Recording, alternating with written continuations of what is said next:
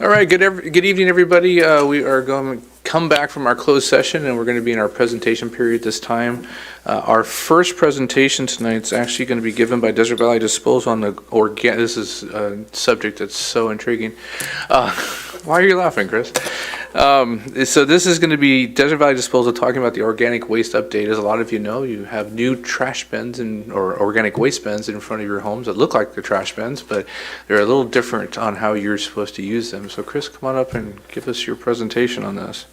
And I want to make it very clear, I used it correctly and I used it for the first time. I dropped it in my bag that's this big and a giant. Okay. Is this on? Okay. Good evening, Mr. Mayor, members of the council, staff, residents in the audience. Chris Cunningham with Desert Valley Disposal, and good to see everyone. Happy New Year. And we are officially underway with the state mandated organics program, or SB 1383, or if I can more clearly state it, the green waste containers for green waste, yard waste, and food waste. So I just wanted to go over a short presentation with you, give you kind of an update on the rollout, introduce a key member of our staff who will be heading up this program, in charge of outreach education, and explain the role of our recycling ambassador that will be appointed to the city. So I'll move right into it.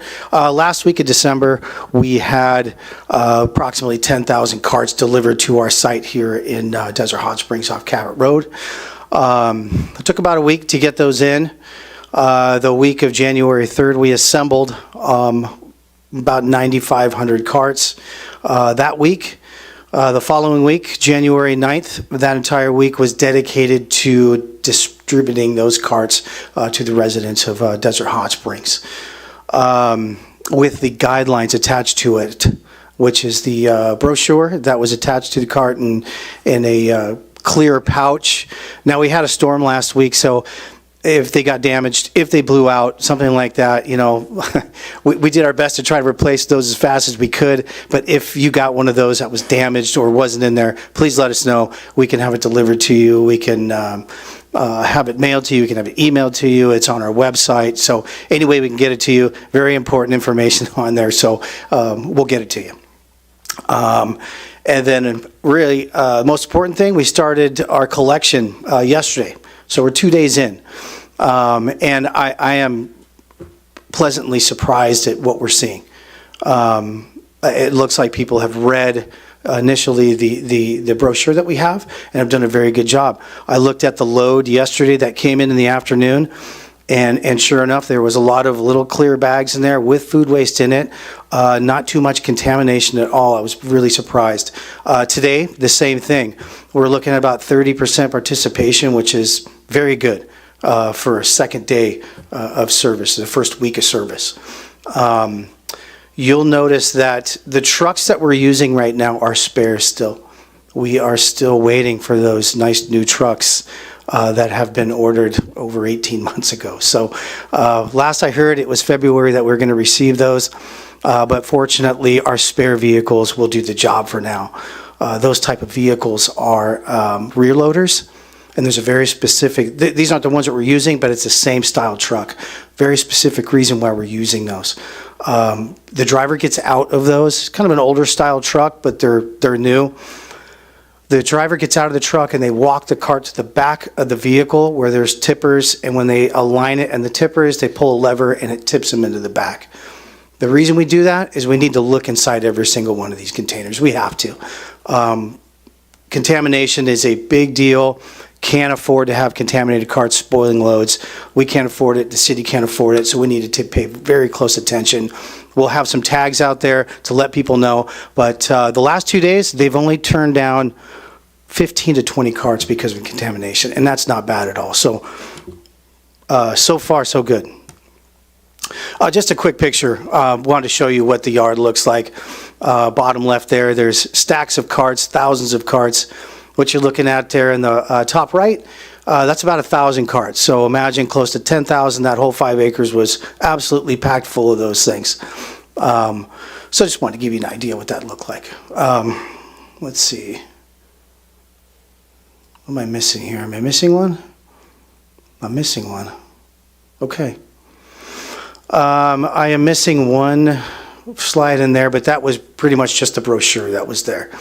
But here to talk about that, the brochure kind of goes over what 1383 is, the how, the what, the outreach, the education, and the monitoring, the most important part of this, our mission from now until, well, kind of forever. But I'd like to introduce you to somebody, our new environmental coordinator. She's been working with staff for about a year now. Most of you, I think, have met her or seen her at events, but she's in charge of heading this program up. And she's going to explain more the outreach, the education, the monitoring, and what our roles are and what a recycling ambassador does. So if I would like, I'm proud to introduce to you Liz Hernandez.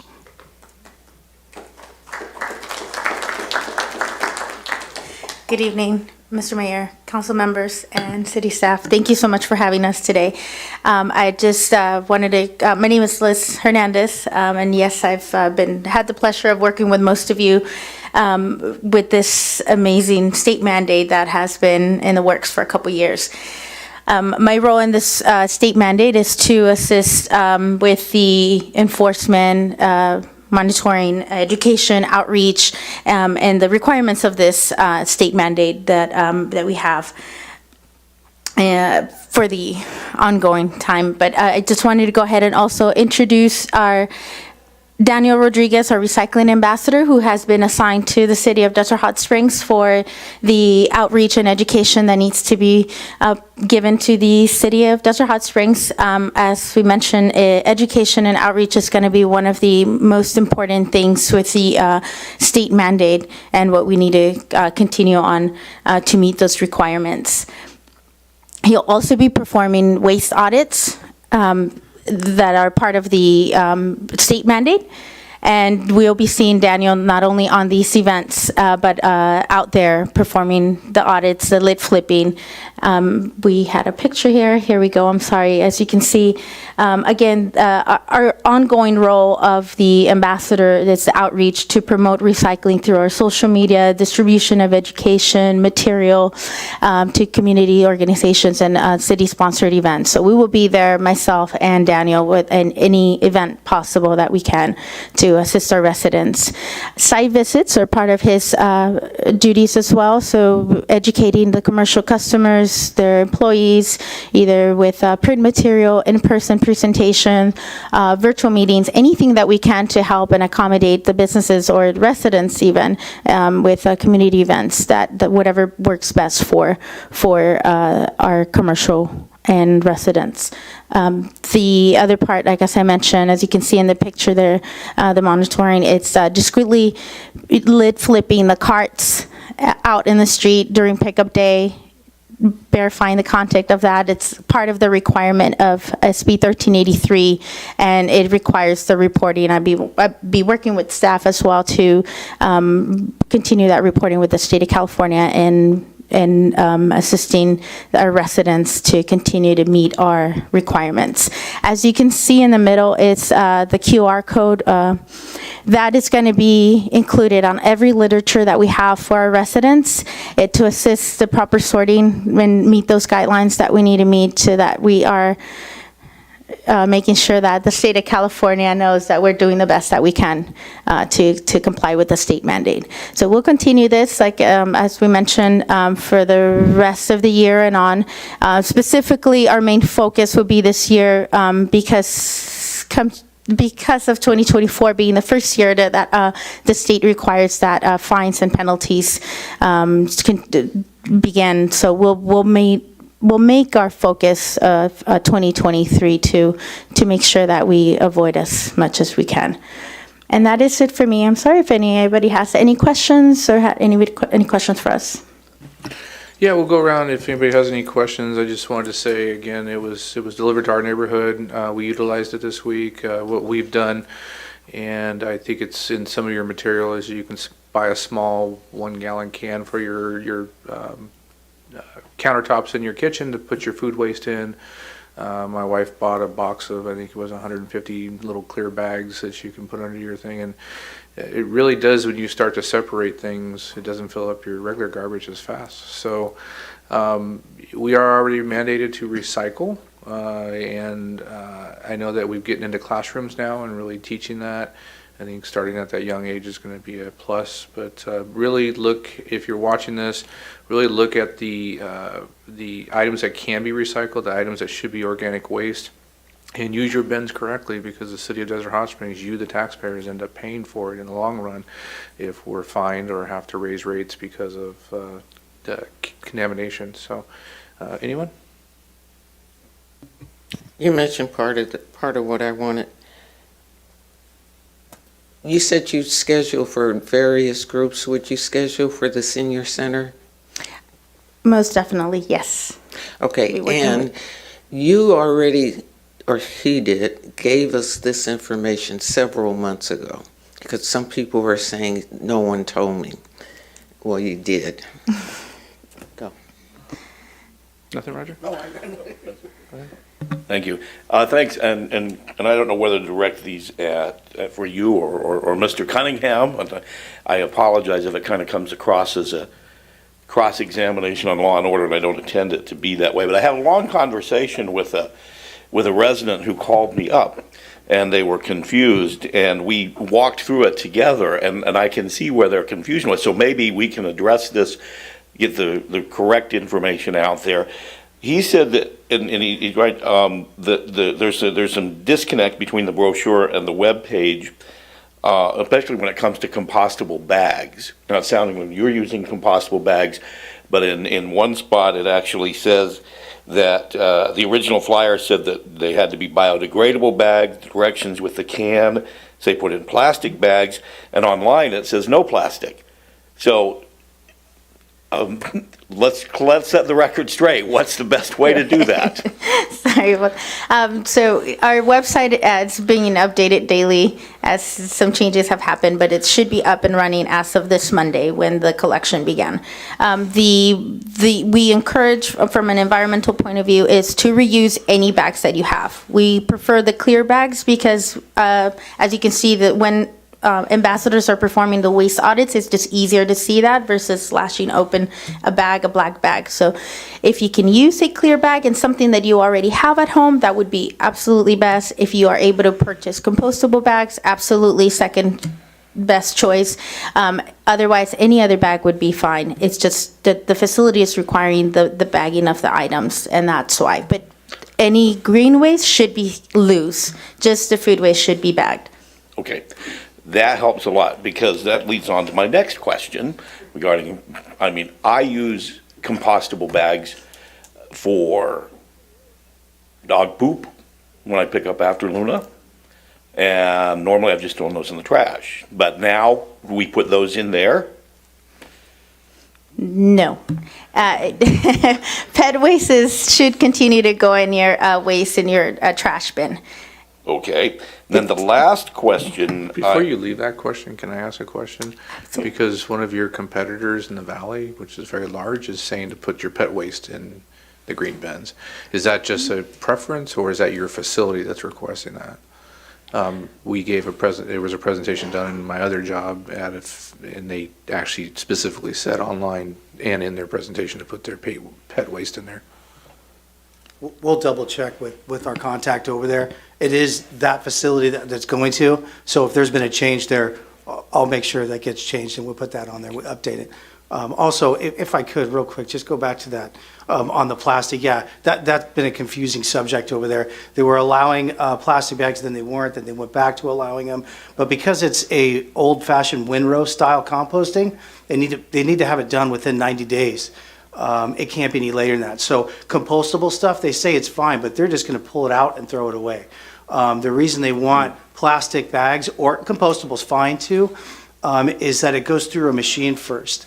If they don't have the perfect mixture of green waste to chip and grind to food waste, then you don't get that 90 days. It's got to be a perfect mix, and that's why they're asking for these to be bagged in plastic. They can be compostable, that's fine, but at the end of the day, those things are probably going to be pulled out through a machine and put into. The compostable ones are just much more expensive than the other ones, but, so you'll find out more on the dog poop piece then, because that. I'll find that out right away, yeah.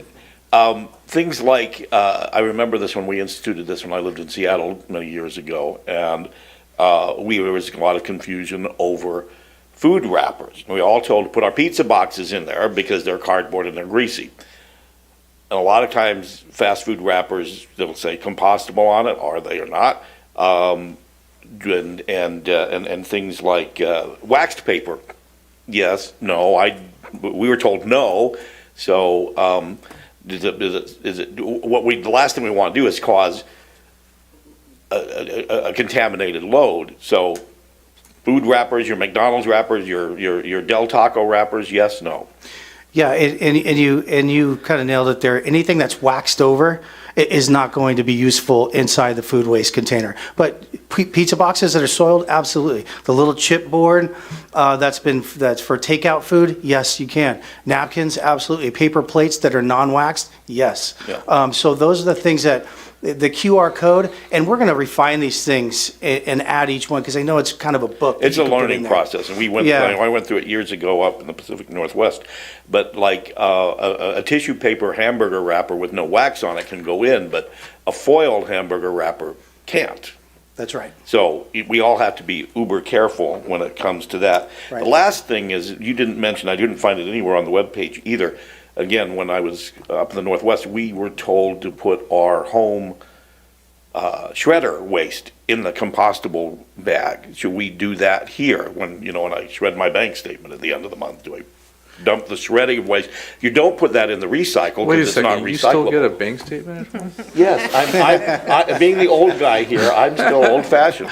But the shredded stuff, do we put that in there, or should we? Because we can't put it in the recycle. You can't put the shredded stuff in the recycle. It doesn't. It's kind of contrary, but it doesn't recycle.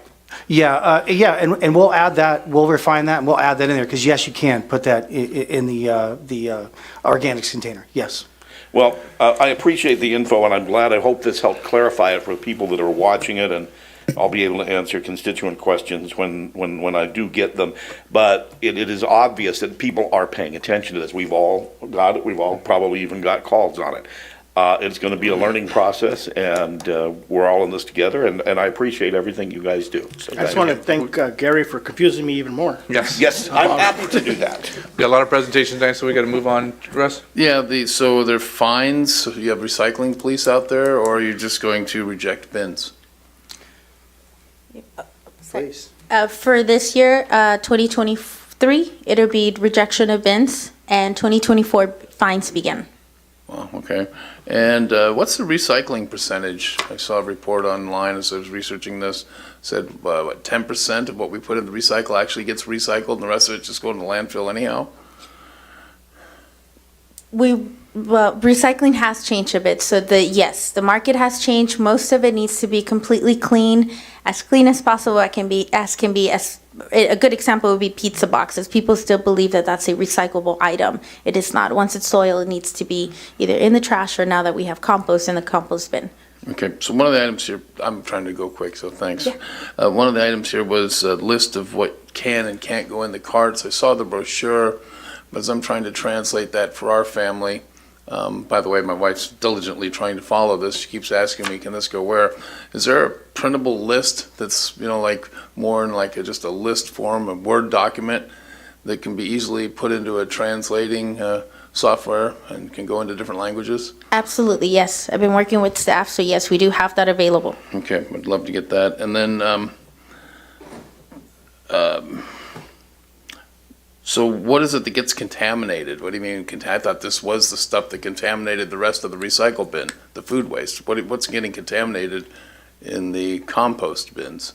If the load has trash or any recyclable material, it's not considered contaminated. It'll be any type of So a bag plastic bottle is going to contaminate, okay. Anything Metal, And metal. plastic. So anything you can't use to fertilize your garden. I guess, huh? So, and the last question I have is where does, one more. People are asking about, is this going to cause a bunch of smell? I mean, everybody's asking me that question. What's this going to smell like in the summer months? That is a valid question, a very common question. So it's basically the same thing. If we think about it as just one can versus the other can, and because it's bagged, it shouldn't be a problem. In the summer, we'll be working very hard to make sure we try and get that first can out of the way. But other than that, it shouldn't be much of a difference in regards to smell. Okay, the last question I have is where's all this stuff going? Is it some big garden out there? Is it being sold as fertilizer? What are they doing with this stuff? Yes, part of the state requirement or mandate is the compost gets processed, and jurisdictions, such as our city, needs to purchase some of that product. So whether it's mulch or whatever it is to be used within the city.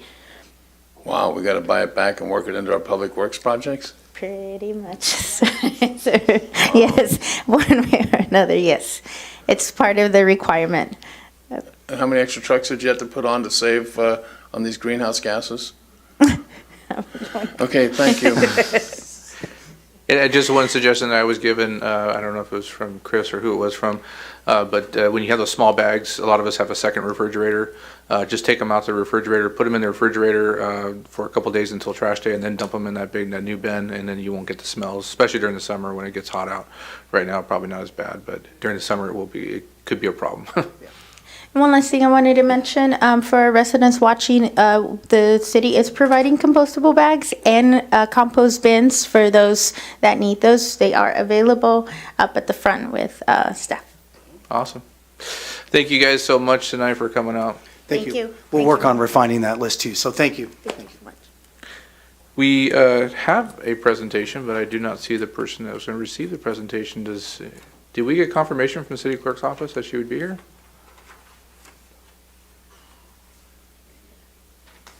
No, we didn't. No, we did not. When we reached out to her, did she said she wanted to be here? We didn't hear back. Okay. So we're going to put that presentation. I thank the Water District for showing up in force. Obviously, you guys got the memo, but the person that's being recognized tonight did not show up. We have a recognition for Nancy Wright for all her services to the city of Desert Hot Springs and the Water District here in the community. She's been a longtime member of our community, and she's done a lot of outreach and community service to us. So we'll follow up with her again and hopefully put her on the what's our next meeting? February 9th meeting, and you guys can stick around for the rest of the evening. It's a lot of fun.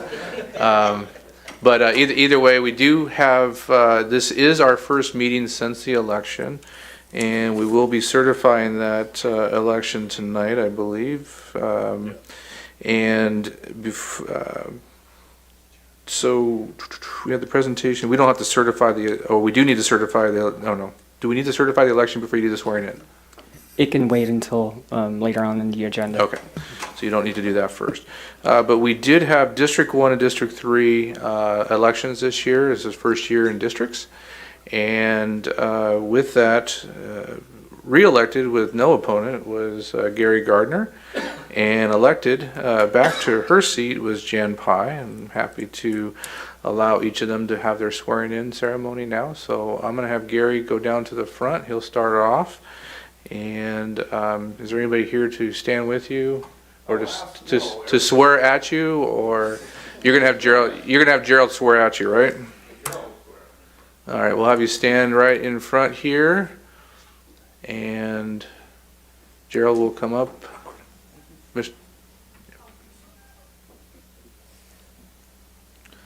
Oh, you're coming up.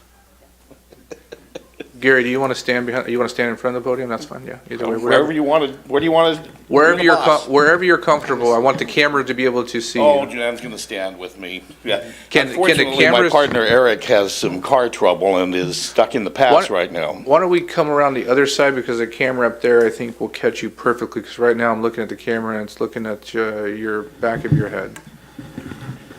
Here, let's do it that way. Do that, yeah. Okay, please raise your right hand. Do you, Gary Gardner, solemnly swear or affirm that you will support and defend the Constitution of the United States and the Constitution of the State of California against all enemies, foreign and domestic? I will. That you will bear true faith and allegiance to the Constitution of the United States and the Constitution of the State of California? I will. That you take this obligation freely without any mental reservation or purpose of evasion? I do. and that you will well and faithfully discharge the duties upon which you're about to re-enter. I do. Congratulations, and here's your certificate of election. Thank you. Thank you. And thank you to my colleagues behind me and standing with me, Jan. As I said, my partner Eric is stuck with some car trouble in the past, unfortunately, but I know he wanted to be here. And I'm honored to have former Mayor Parks here with us as the woman who kind of started me down this path by giving me one of my first city appointments many years ago. So it's nice to see you. So I don't have an awful lot to say. I'm very honored by the fact that I had no opponent. I like to say that people think I'm doing a good job because I didn't have anybody run against me. And I don't take that for granted. This is a very serious job. We're a wonderful city with more potential than anybody else in the valley, and I'm very honored to be able to represent not only the residents of District 1, but the entire city. And I was watching a documentary the other night with a quote from Nancy Pelosi on it that said, "We're not here to keep a job, we're here to do a job." And so with that, I'd like to get back and do my job. Thank you for standing with me, Chan.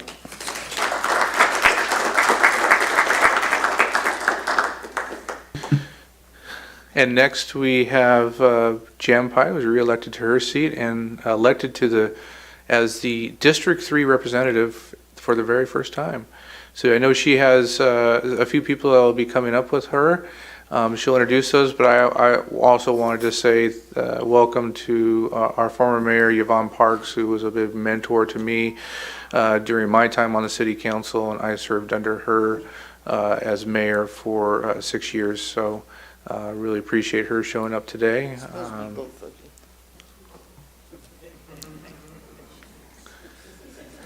So two very strong women in your congregation has asked you to come up, Bishop, so I don't think you have a choice, yeah.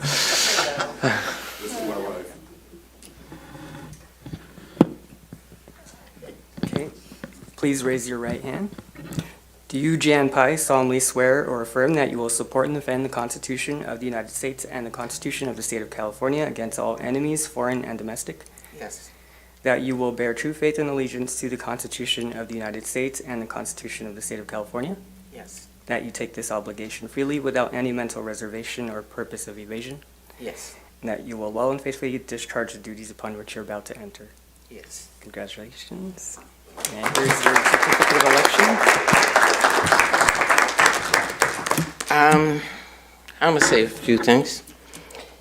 Mayor Parks, she's here because she is the one that started us from being desperate hot springs to being desirable desert hot springs. And I served with you, and that was great. Bishop and Pastor, they teach me how to breathe, because sometimes that's exactly what I have to do. I don't believe in districts, and I'll tell you why. When I was first appointed, I ran against 10 Caucasian people. I didn't get appointed because I'm black. I got appointed because of what goes on in my head. We've had a black mayor. We've had a Hispanic mayor. We've had more than 2 Hispanic council members. We've had 4 people on the planning commission. All of them were gay. We in Desert Hot Springs are known as the most diversified city. So I'm not doing districts. I'm doing all of Desert Hot Springs. Thank you.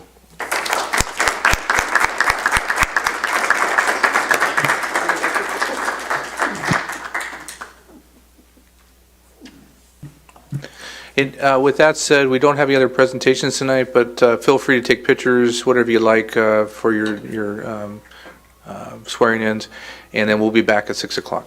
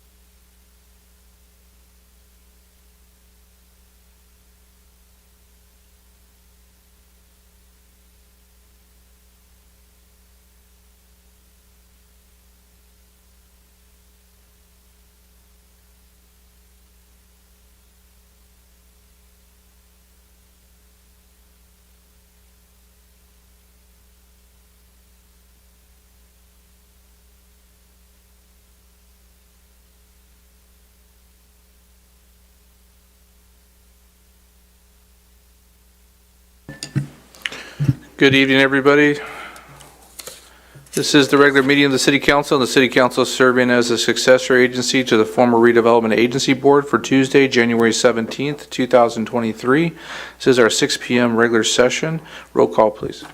Councilmember Betts, Present? Councilmember Gardner, Present. Councilmember Nunez, Present. Councilmember Pai, Present. Mayor Mattis. Present. Before we start any of our activities, I did fail during our presentations, was to ratify the selection of the Mayor Pro Tem. I usually do this in seniority, and this year it will be Roger Nunez's turn to rotate into the Mayor Pro Tem. I would like a motion and a second to ratify that. Motion to ratify the mayor's appointment of Roger Nunez as mayor pro tem. Second. There's a motion second. Is there any discussion? Please vote. We can move it on the screen. Second on the screen.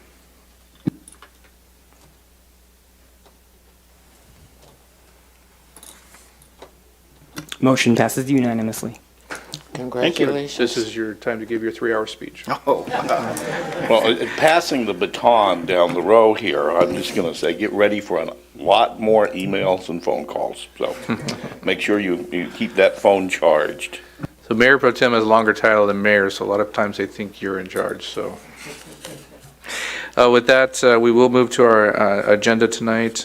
First, before we do the invocation tonight, we'll be standing for the invocation and the Pledge of Allegiance, but before we do those, we are going to take a moment of silence. We've had tragedies here in Riverside County over the last couple weeks, and it's been really heart-wrenching to see the loss of life of 2 sheriff deputies here in Riverside County, Deputy Cordero and Calhoun, just recently, in such a short period of time, for the service and protection that they give us here in Riverside County. To lose those lives, I don't think there's anything we can say about it. I know our police department is standing tall with our sheriff's department to give the support where needed, but tonight, I think this from the city of Desert Hot Springs, I'd like to take a moment of silence.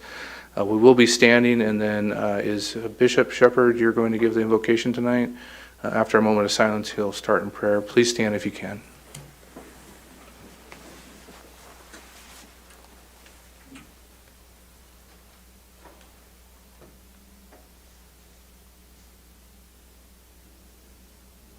Thank you. Bishop Shepherd? Let's pray. God, we thank you just for this day. We thank you for this opportunity to come before you. God, before we start this meeting, we pray for peace for the families of both of those sheriff deputies and their colleagues, their brothers and sisters in arms. God, we pray a special hedge of protection around law enforcement during this time. Give them peace that passes all understanding. As we shift to this meeting, God, we thank you for this new year. We pray that you give this council the vision that's needed to chart the course as we move this city forward. God, we thank you for this council, and we pray just for their health and their safety. We pray that you lift their hands and strengthen them this year. Let them lead us as you see fit. We honor you right now. We thank you. In Jesus' name, amen. Amen.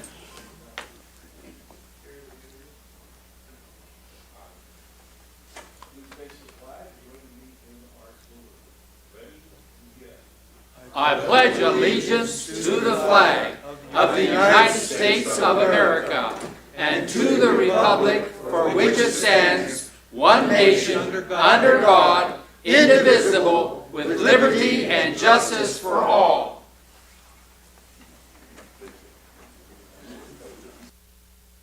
Thank you very much. We're going to move to the city attorney's report on closed session. Madam City Attorney? Thank you, Mr. Mayor, members of council. We do not have any reportable action this evening. Thank you very much. We're going to move to the approval of the agenda. Is there anybody on the city council that would like to pull any items from our consent calendar? I move approval of the agenda. Including the consent calendar. We have a motion and a second. Is there anybody in the audience that would like to speak on the consent calendar? There's one item, which is item number 10. It's the second reading and adoption. Anyone would like to speak on that? I see nobody coming forth. Mr. Mayor, on the second reading, it would be the same vote as took place originally, correct? I'm sorry? I don't remember how the vote went on that one, but Do you need someone to repeat how the vote took place? Okay. All right. With that said, please vote. Motion passes unanimously. All right, the agenda's been approved. We are going to move to public comments. We do have several public comments tonight. At this time, pursuant to the Brown Act, any person may comment on matters of general interest within the subject matter jurisdiction of the city council not listed on the agenda.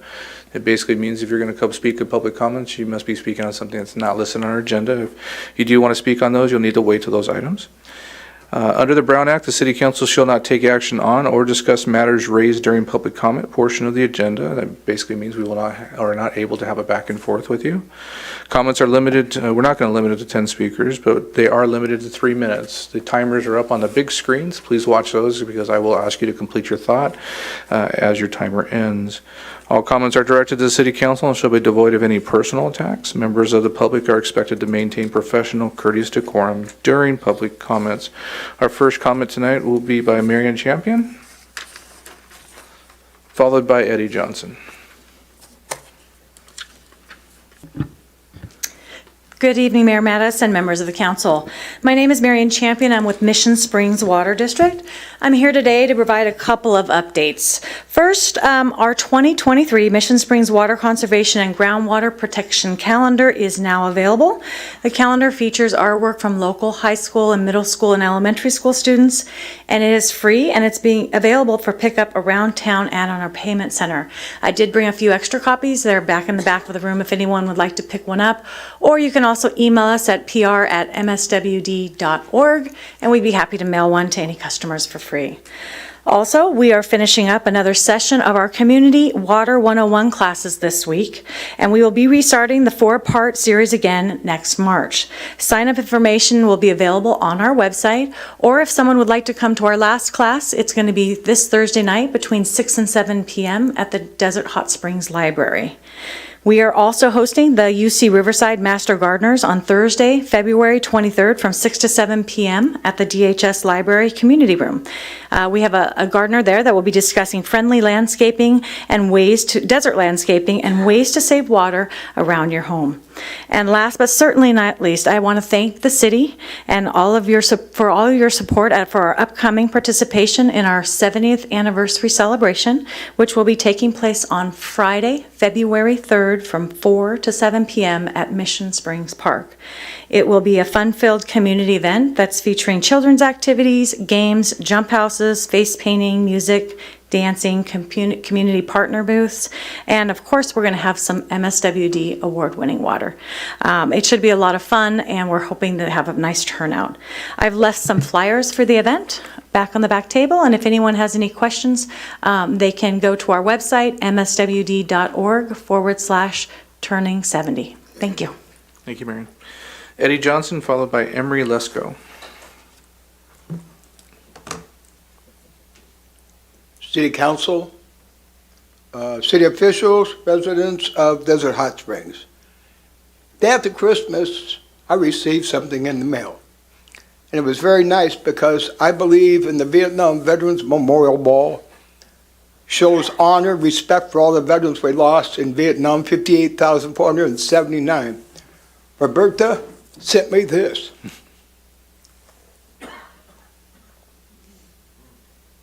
It is replica, the one in Washington, D.C.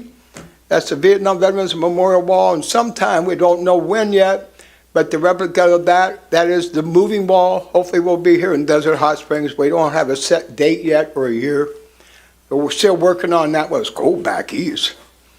But I just want to say thank you, Roberta. It means a lot to me. Touched my heart. Thank you. Thank you, Eddie, for everything you do for our community. Emery Lasco, followed by Francisco Castro. Lesko, I think I said Lasco. Mr. Mayor, City Council, staff, my name is Emery Lesko. I work at Miracle Springs Resort and Spa for Mr. Michael Bickford. I've been working for him for a couple of years, but I have a history in this town. My uncle built the Sahara Motel here in 1949. I'm from San Francisco, and I've been coming here since I was a baby. Now, they built a park next to Miracle Springs, or the Spa Hotel, and it explained everything about the water and where the water came from and what it does. And my son and I used to go over there all the time, and we looked at it. And Michael Bickford thinks it's kind of his legacy in a way because of the water and the spa and everything. That's why he gave the land to the city or there was some sort of deal there. Well, it really upsets him that that's going to go away, and it upsets me too that we don't use it for the children in the town. My son, who's 8, knows everything about the water here. He knows about the wells. He knows about the hot water. He knows about the legacy of the town, and the town was built on the water. It was. I remember a guy named Sam who had Sam's Family Spa. He was a great guy. He explained the water to me as well as my Uncle Rudy did. And it's a wonderful, wonderful legacy here. Now, you could probably use that funding for maybe another park somewhere else. Michael Bickford would love to take it on and just make it his own, and we incorporate it into the spa. You know, we'd watch it, we'd security it, so people wouldn't defecate in the pool or, you know, mess it up. But I think it's kind of a great legacy to have. You know, someplace where we can send the customers.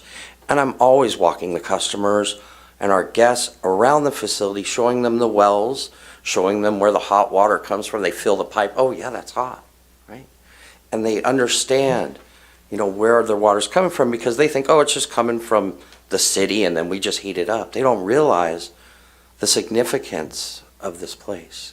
You get in the water at our pools, your skin feels great. You drink it, you feel wonderful. It's, in a way, it's rejuvenating. And I thank you for your time, and that's just all I had to say. And my 8-year-old's out there, so I better go catch up with him. Thanks, guys. Thank you. Francisco Castro, followed by Barbara Valdez.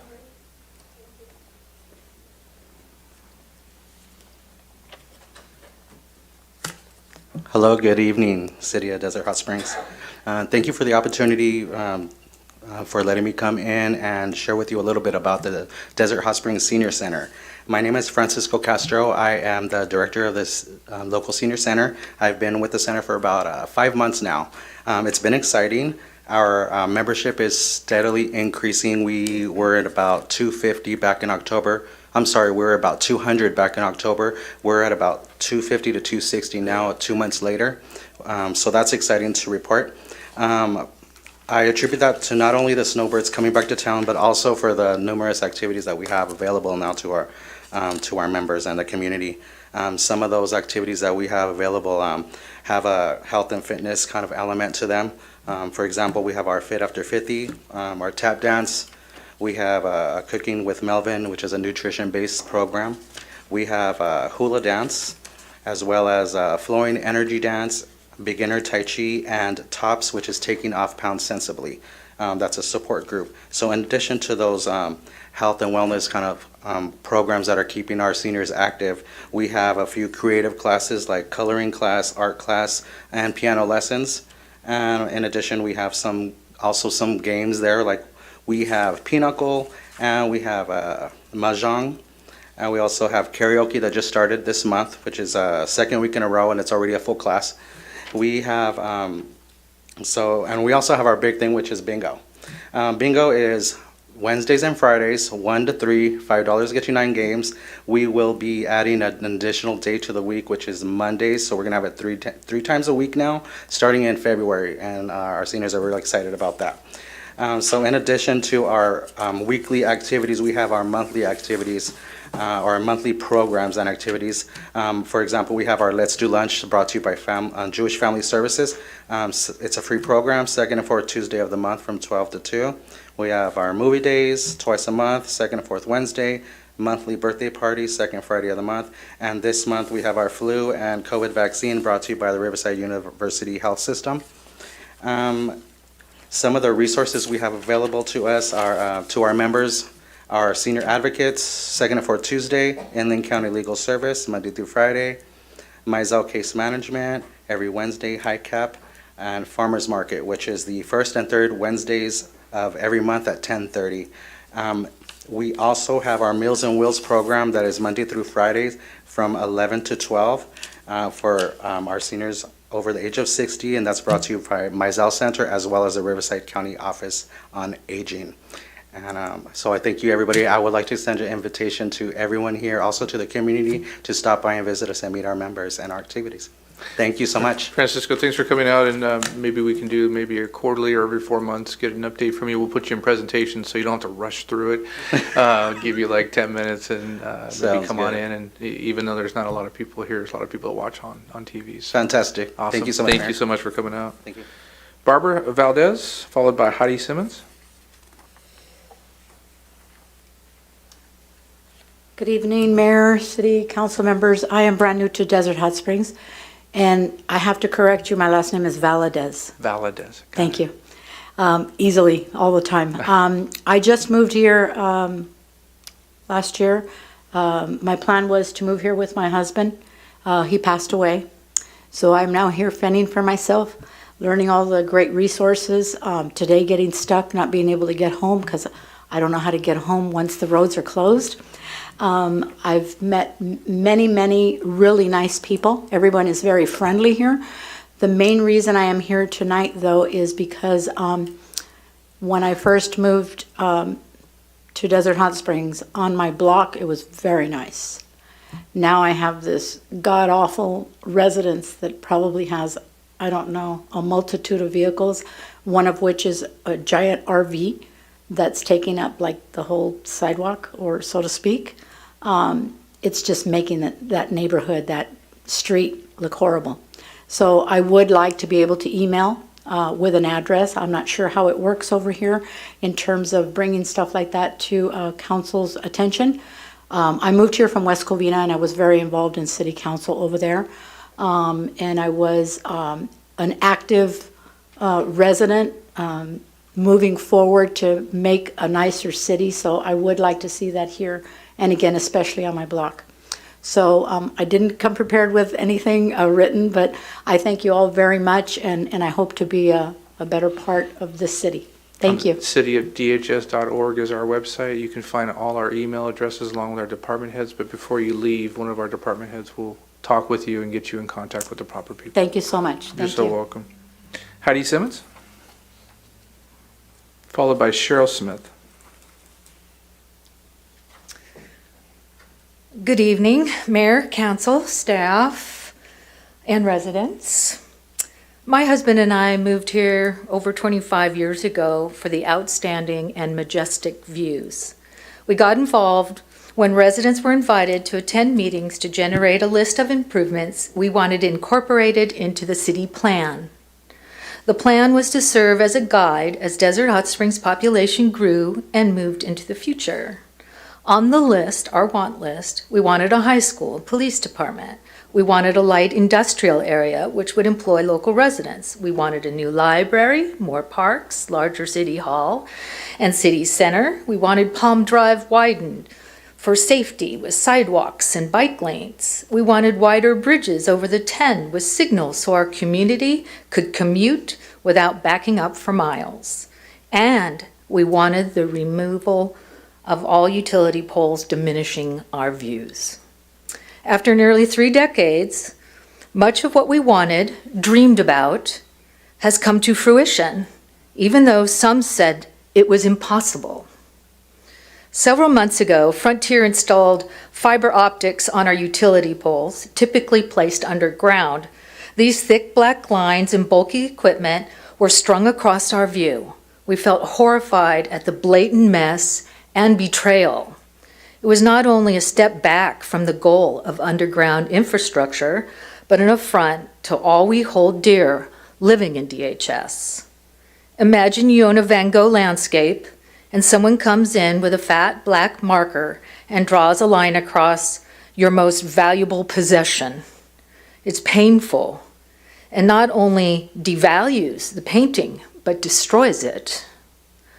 I wrote to you, Mayor and Council, about the utility poles in my neighborhood and around town being newly plagued and convoluted with Frontier's crisscrossing cables and intrusive equipment, ruining our views and cityscapes, creating a third world effect. I only heard back from 2 of you. Mayor, Councilmember Betts called me right away to talk about the matter with empathy and optimism. Councilmember Gardner also replied. After he explained how the city was powerless, he said, quote, I hope over time, like when one changes glasses, prescriptions, and becomes used to the new sight lines, it becomes something you won't even notice. Mr. Gardner, you do not deserve your seat on this council. Blindness is not an answer. We need visionaries Ms. Simmons, and this will be your believers first- who Ms. love Simmons, this community Ms. and will Simmons, I'm pursue gonna stop change your time at whether or this time. not someone says it's impossible. Ms. Timmons, I am your 3 minutes are requesting up. that this council Ms. set up a Simmons, please committee turn off to the mic. develop an active plan for undergrounding our recess. city's power.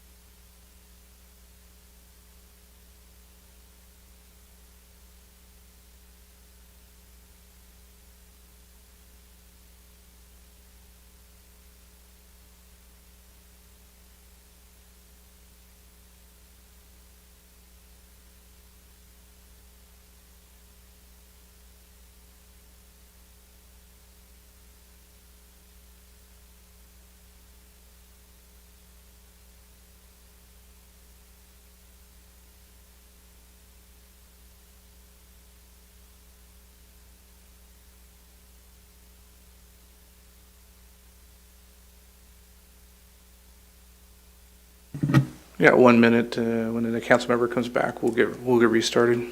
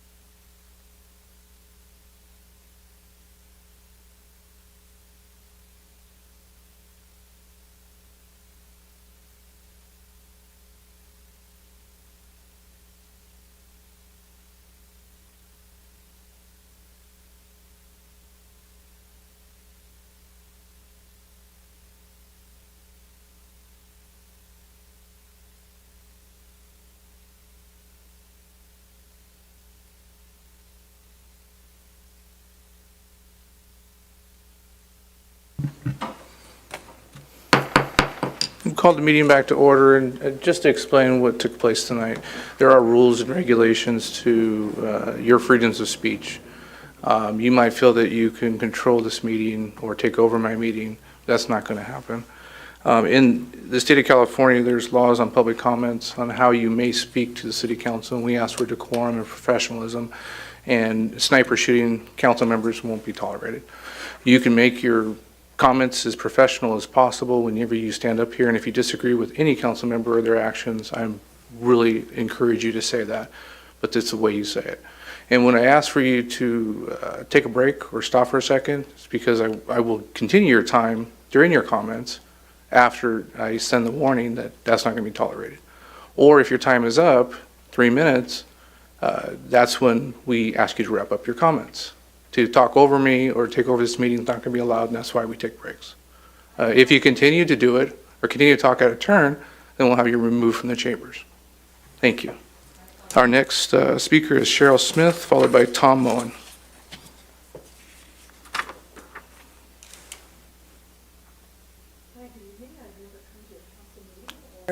Oops.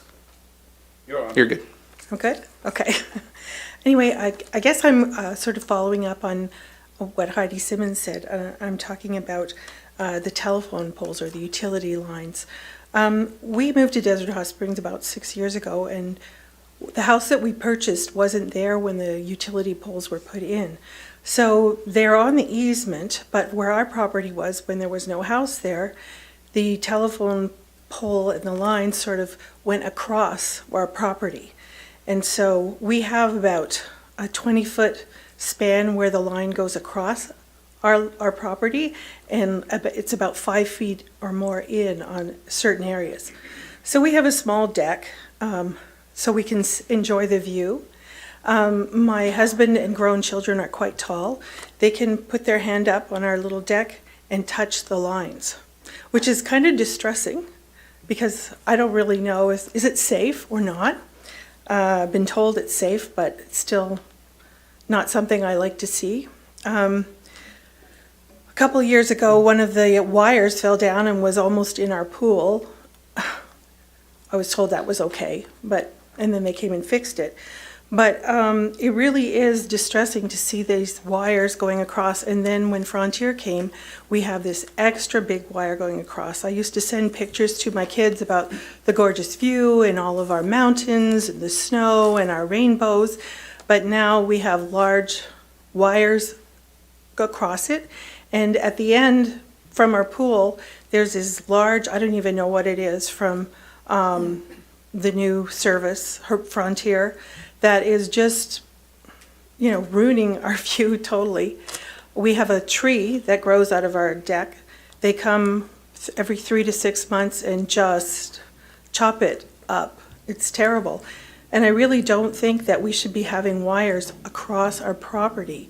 I would request that those telephone poles be moved. It would be very nice if it was underground, but anyway, I just think it's a danger to our family. All right, well, thank you for hearing me. Appreciate your comments. Thank you so much. Tom Moen, followed by Patrick, I believe it's Kula. Kula, yes.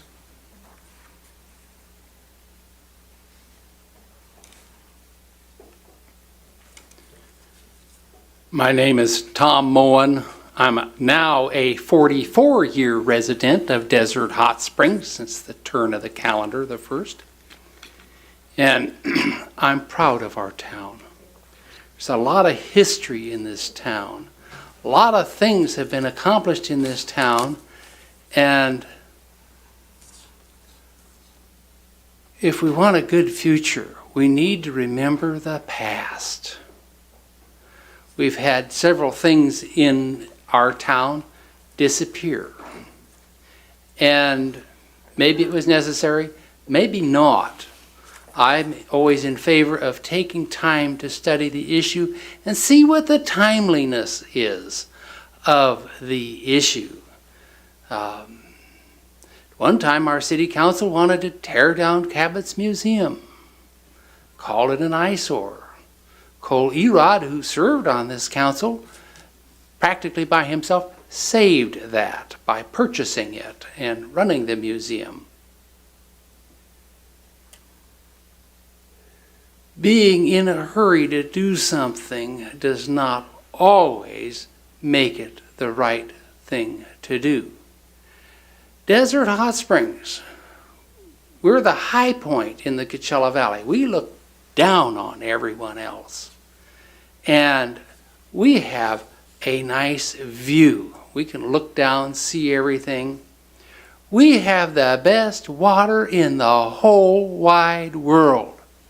I was privileged to accept that first award on behalf of the Water District, and I'm proud of our water, and that's what I drink. I don't use bottled water.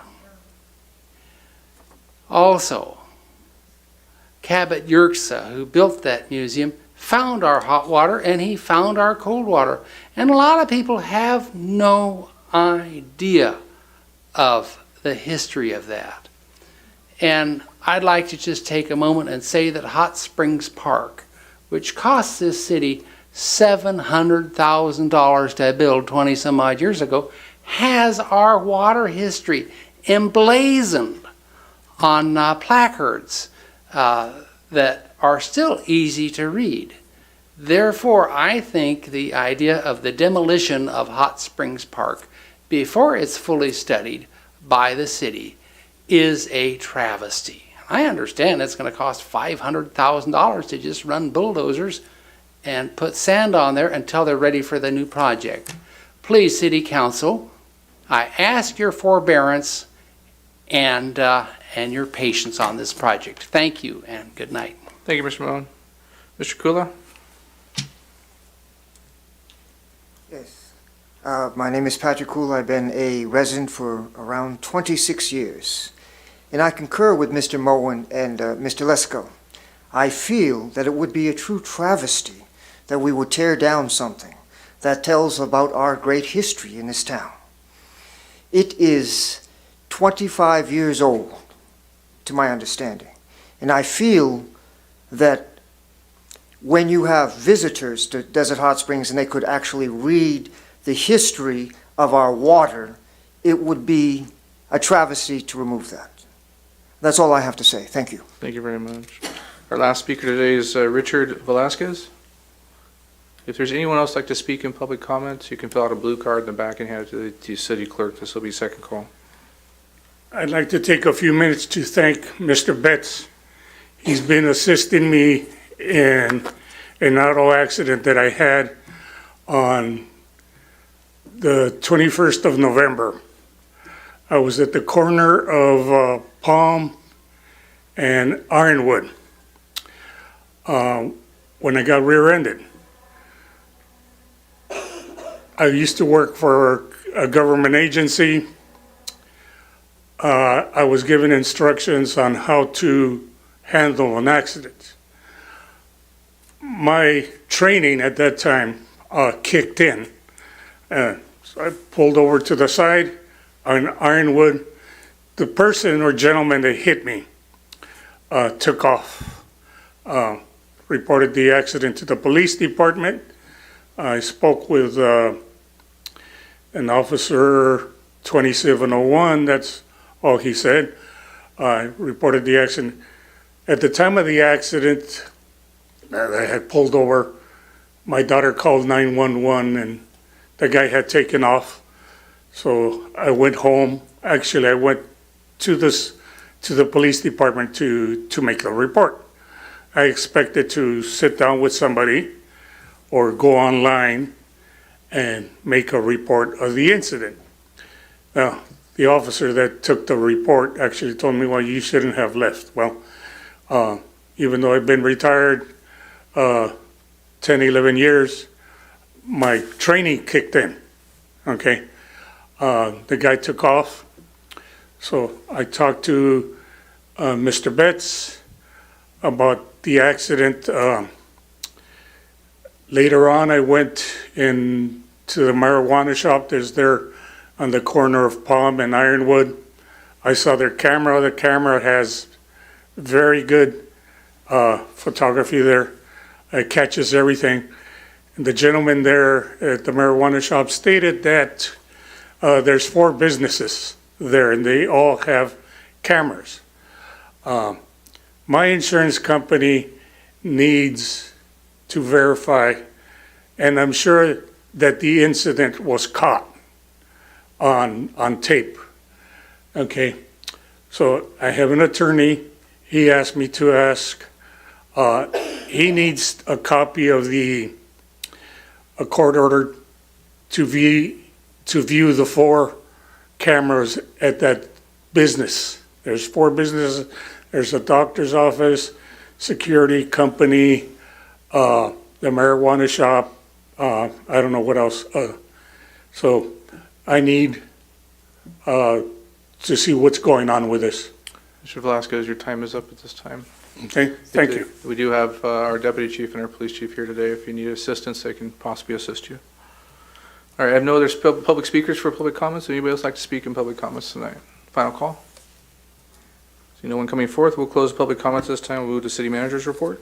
Good evening, Mayor and City Council. We have a few updates from different departments, starting with administrative services.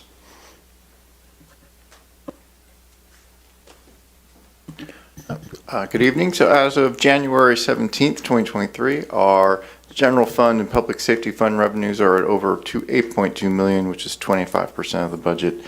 And our 22-23 expenditures are over $14.5 million, which is at 34% of the budget. As you can see, some of the major revenue sources. There's some that are at a 50% of the year, some are at over 50%, and some are within a line for where we are at this time of the year. Thanks, Jeffrey. And moving on to Public Works.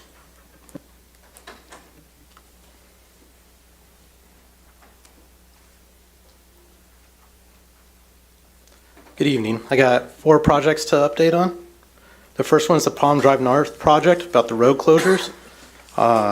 In blue on Palm Drive from 8th Street to 12th Street is closed currently from January 16th to January 20th. In pink, Palm Drive North from 2nd Street to 8th Street will be closed from January 23rd to January 27th. On January 12th, on January 12th, the contractor hand-delivered the notifications about the street closures to all businesses and residents within the construction zone. This is an image of the notification and a map that was delivered. Mission Springs Water District performed sewer line repairs on 1st, 4th, 6th, and 7th Street. Mission Springs Water District's contractor will start next week on the street repairs on those streets. The streets will be open to traffic while construction is ongoing. The Public Works Inspector will oversee the street repairs. HP Communication, who's a contractor for Frontier, will be installing fiber optics on Palm Drive. There'll be 2 lines on fiber optics on Palm Drive. In red on the east side of Palm represents the fiber line from 2 Bunch Palms to Park Lane. In yellow on the west side of Palm Drive represents the fiber line that will be from 2 Bunch Palms down to Camino Aventura. Their work will be within the area of the sidewalk off the street. The city did ask the contractor not to impact traffic during high traffic volumes. If there is any issues, please report it to Public Works. The Senior Center got a landscape upgrade. Scope of work included removal of unaesthetically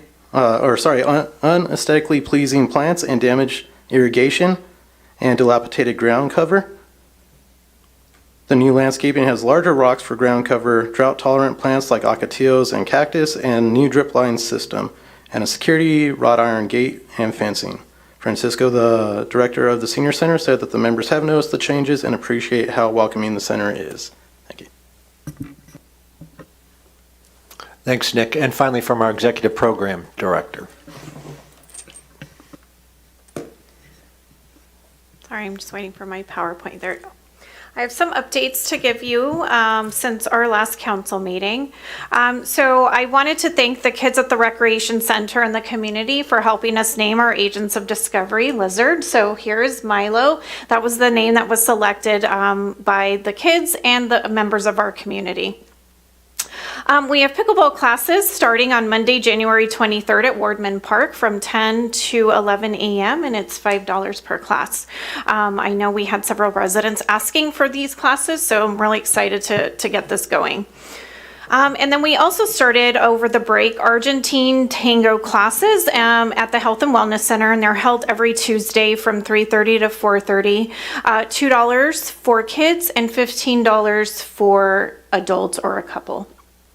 And then our co-ed youth basketball league, actually the season started today and ends March 31st. We are still accepting registration, so it is still open and it's $25 for residents.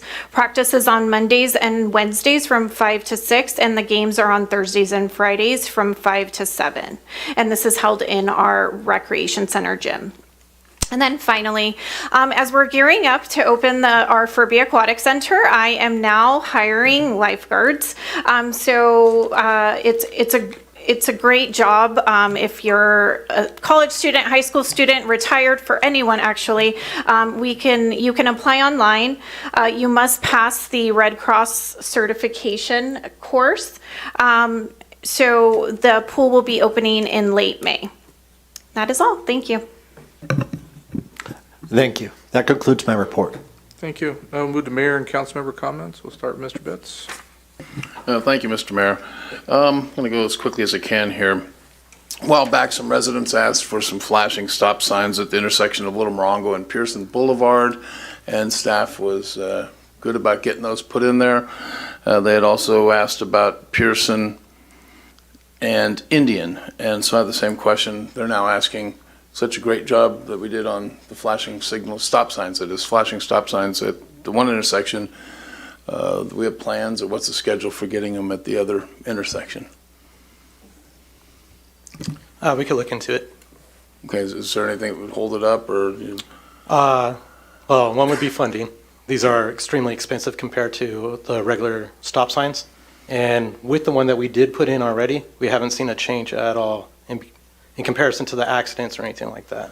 Yeah, I think the idea is that it's a lot safer. I know that it's caught me a couple of times when I was going up Indian, and I go, wow, so I think it's a lot safer. So anyhow, okay, good, thanks. Tipton Road has become an alternate for a lot of people. It used to be the best kept secret to get to Palm Springs when you have the three roads that are closed, Vista Chino, Gene Autry, and Indian Canyon because of the flooding and the storms. It's gotten to be a very, very busy road. It's just unstriped, and there's just heaps of traffic going through. There's a really long stream of traffic going through. So I met with the supervisor and pressed him to see about upgrading the road markings. I know the county a few years back went and redid the paving because it was pretty bad for all the traffic that was using it as a cutoff. I'm almost sorry I told so many people about it now because the traffic is really backed up.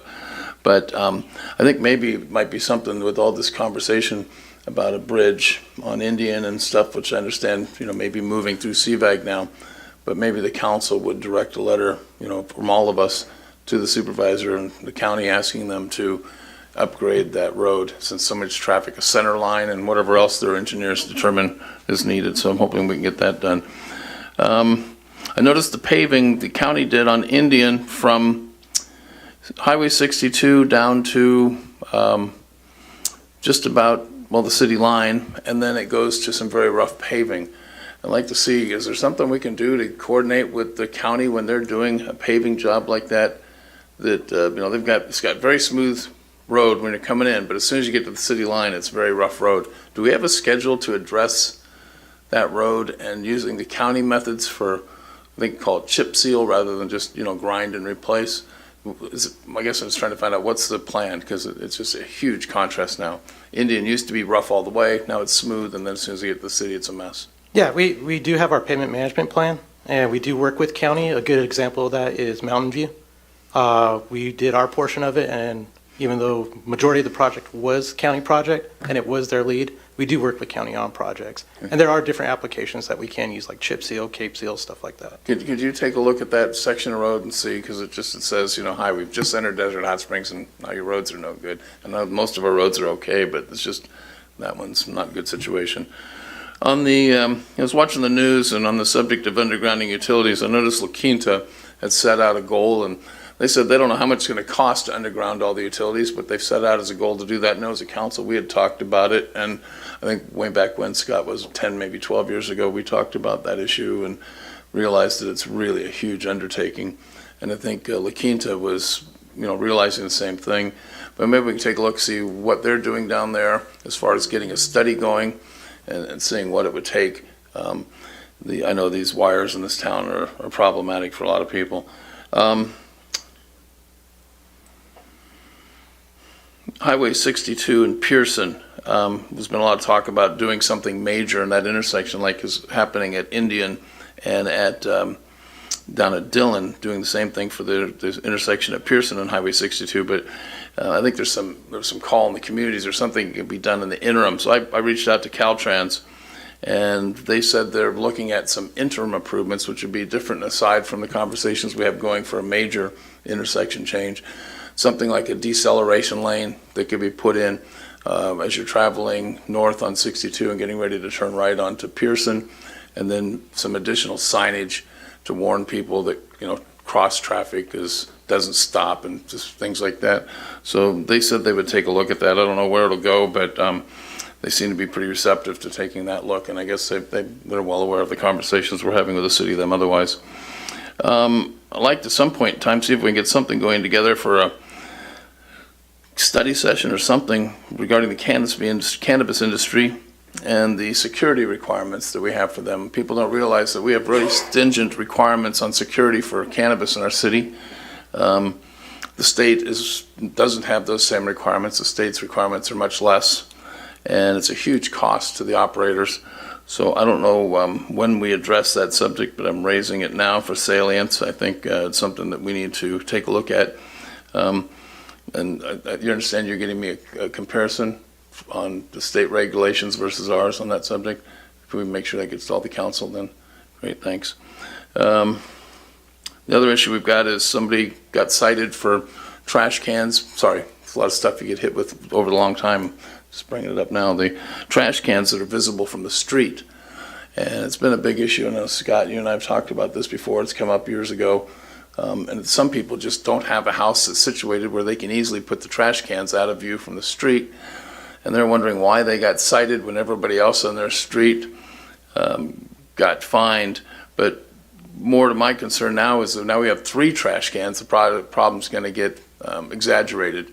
And I can understand if somebody's just haphazardly putting their trash cans in front of their garage and leaving them like that, and not giving a care in the world about even trying to tuck them out of the way. That's a problem.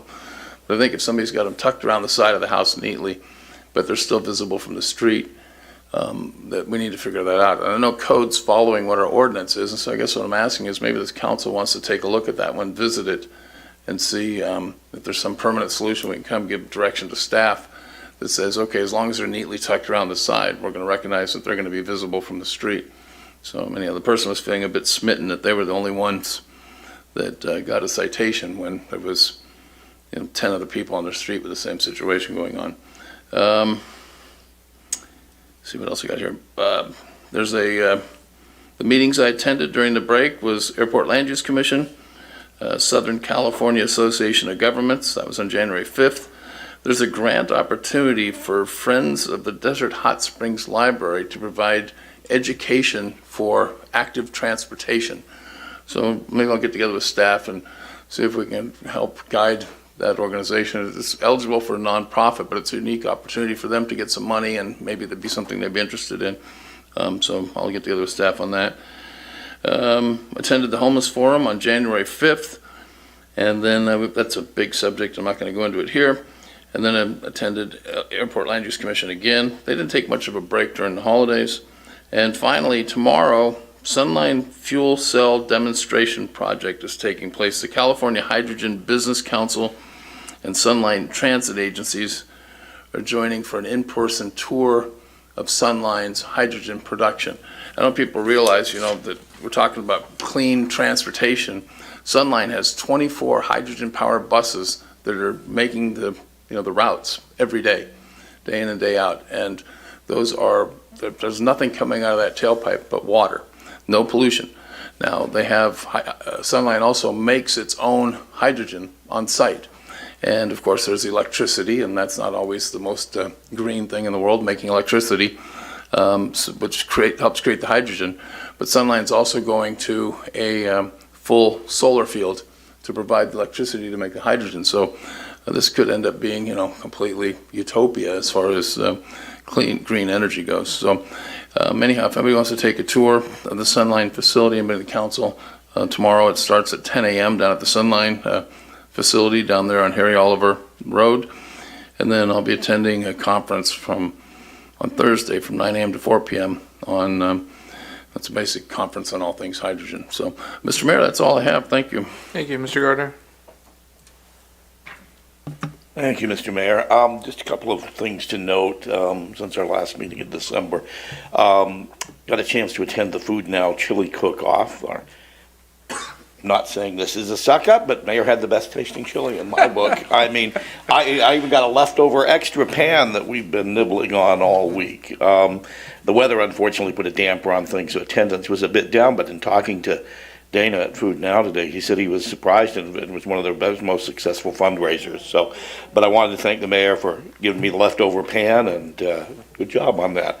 Attended the League of California Cities Riverside Division meeting in Coachella, and then sat in on the second of the city's homeless town halls at the DHS library. Next one's coming up January 26th at 5 o'clock, which is your chance to give some insight into how we develop our homeless efforts here in the city.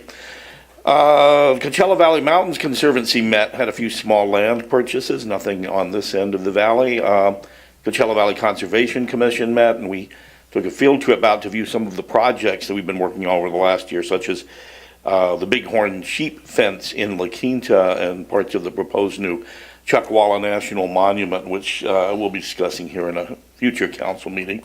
Mosquito Vector Control Board, first time met live since COVID. John Pena, a colleague of ours from City Council member from La Quinta, was elected chair this year in one ballot. Didn't take 15. Attended the Martin Luther King prayer breakfast sponsored by the Palm Springs chapter of the Black Chamber of Commerce with my colleague Ms. Pye. It was a very nice event to honor the late Dr. King and reminded us that the quest for justice and equality is an ongoing struggle. And lastly, just wanted to remind folks that the Desert Hot Springs Historical Society Soup Supper is coming up this Thursday, which is also up against the downtown revitalization listening session too. So if you're not going to that and you want to come to Mission Lakes Country Club, the soup supper will be that night. Speaker will be Ellen Lloyd Trover, who is giving us a glimpse into the lives of Nina and Paul Shumway, who were homesteaders above Palm Desert at the same time Cabot Yerxa was homesteading out here in DHS. Their ranch, which is now owned by the Mountains Conservancy, isn't open to the public. We're working on getting that opened up, but this will be a way to learn about the Shumways and their ranch and life in the desert in the 1920s, which was not easy. Tickets are $25 for members, $30 for non-members, and available on the Historical Society webpage at dhshistoricalsociety.org. That's coming up this Thursday. That's all I've got. Thank you. Mayor Pro Tem Nunez. Thank you, Mr. Mayor. Happy New Year's. I think we made it another year, so I'm excited to see what we can do moving forward for this year and moving forward with the city of Desert Hot Springs. Councilman Betts, I heard your comments about Tipton Road and how we need to look at alternatives. I had a chance 2 weeks ago to drive over the Wells Road, going west on Kellogg Road, taking that all the way up to where it cuts off.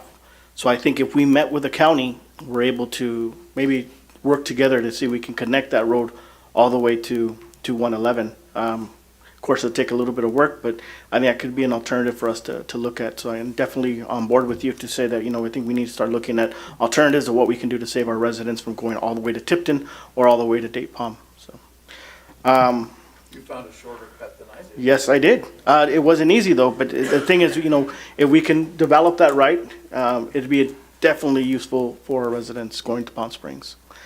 I got a chance to see over the break also the new Burger King, and I brought this up with staff in our weekly meeting, And I don't know how the residents feel about the new Burger King, but I think it's not an example of the direction we want to go with the city of Desert Hot Springs. And as we grow, this is something that we need to look into. If you've gone there, I noticed two major, not necessarily flaws, but things that we can improve on. One is the dining room. We only have very, very limited space for seating in the new Burger King, and it only offers 9 tables to sit at. The other, of course, is the drive-through. If you're accessing the drive-through, you have to go in the middle of the parking lot, and you're obstructing everybody's either pulling in or pulling out of the parking lot. So again, I'm going to ask that maybe we can have a study session with the Planning Commission and staff to go over some of the standards and things that we overlooked when it comes to projects like this. I think moving forward in the future, we're growing, we're moving fast, and we shouldn't limit ourselves to positive growth. And also sends a message to whoever's bringing businesses that we're not going to settle for anything less. We just want something better than what you would offer any other city. Again, I said this in the past, this is my Indian Wells, this is my Beverly Hills. And if they come into the city, that they need to reflect that. They need to reflect that they're coming in with A1 products and bigger projects, bigger buildings, better buildings. So I'm just asking if we can have a study session with the Planning Commission and the staff. That way we're all on the same page on what we want to see the city grow, how we want to see the city grow, the building standards that we want to see as we grow. I think that's it, Mr. Mayor. Thank you. Thank you. Councilmember Pai. I am liaisons to the Mission Springs Water District, and I just wanted to say that Board Member Duff, tell me. Amber Duff and Mayor Hoffman have set the road running, and I complimented them both on how they are doing on the Mission Springs Water District. I also attended online the Public Safety Commission, and I just wanted to make sure staff watches that, because 2 of the people who were not continuing had nothing but accolades for staff. And they talked about what they had done as commissioners, but it's a good perk as to what they did for staff. And the Coachella Valley Drill Competition happened on January 14th, and this happened at Desert Hot Springs High School. And it was an all-day event, 8 a.m. to 5 p.m. I didn't stay for all of it, but there were several competitions, and one of them was Eli, I must say it wrong, Gallegos. What he said. He did totally by himself twirling a baton. I used to twirl, no. He did it twirling a weapon, is what he did, 16 pounds.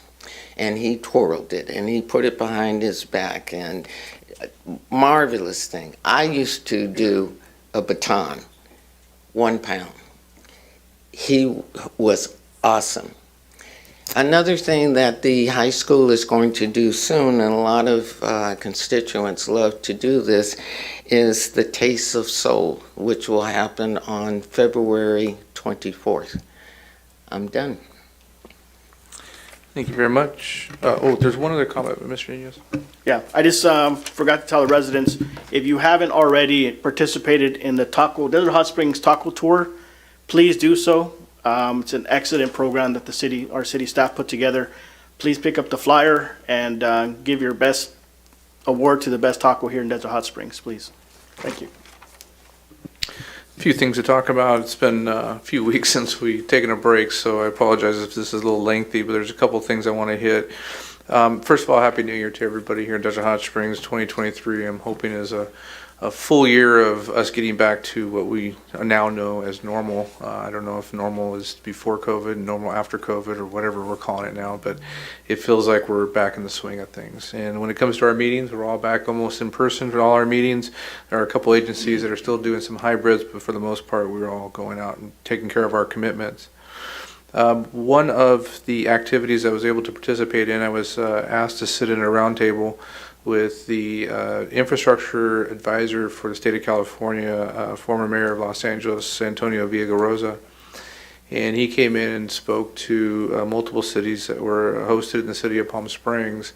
As most of you know, the federal government has approved I want to say $1.7 trillion bill. I might be off by $1 trillion or $2 trillion here, but it was a very large bill for infrastructure for the country when it comes to transportation. 70% of that bill is going to be used in transportation needs for all the states, and I believe the state of California is going to receive around $97 million.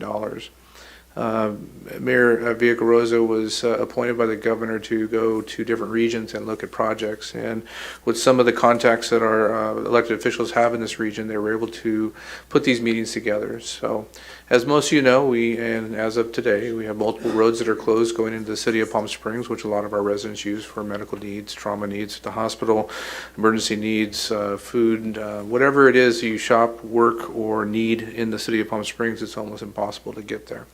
This has been something on our radar for many years. The Coachella Valley Association of Governments and Riverside County Transportation Commission, which I represent the city on, has worked very hard to find solutions. In the what they call TPPS, which is the prioritization study for the major arterials and highways and roads and freeways within the Coachella Valley, prioritizes the needs, and the Indian Canyon and Gene Autry Canyon have been at the top since the 90s when this study was put together.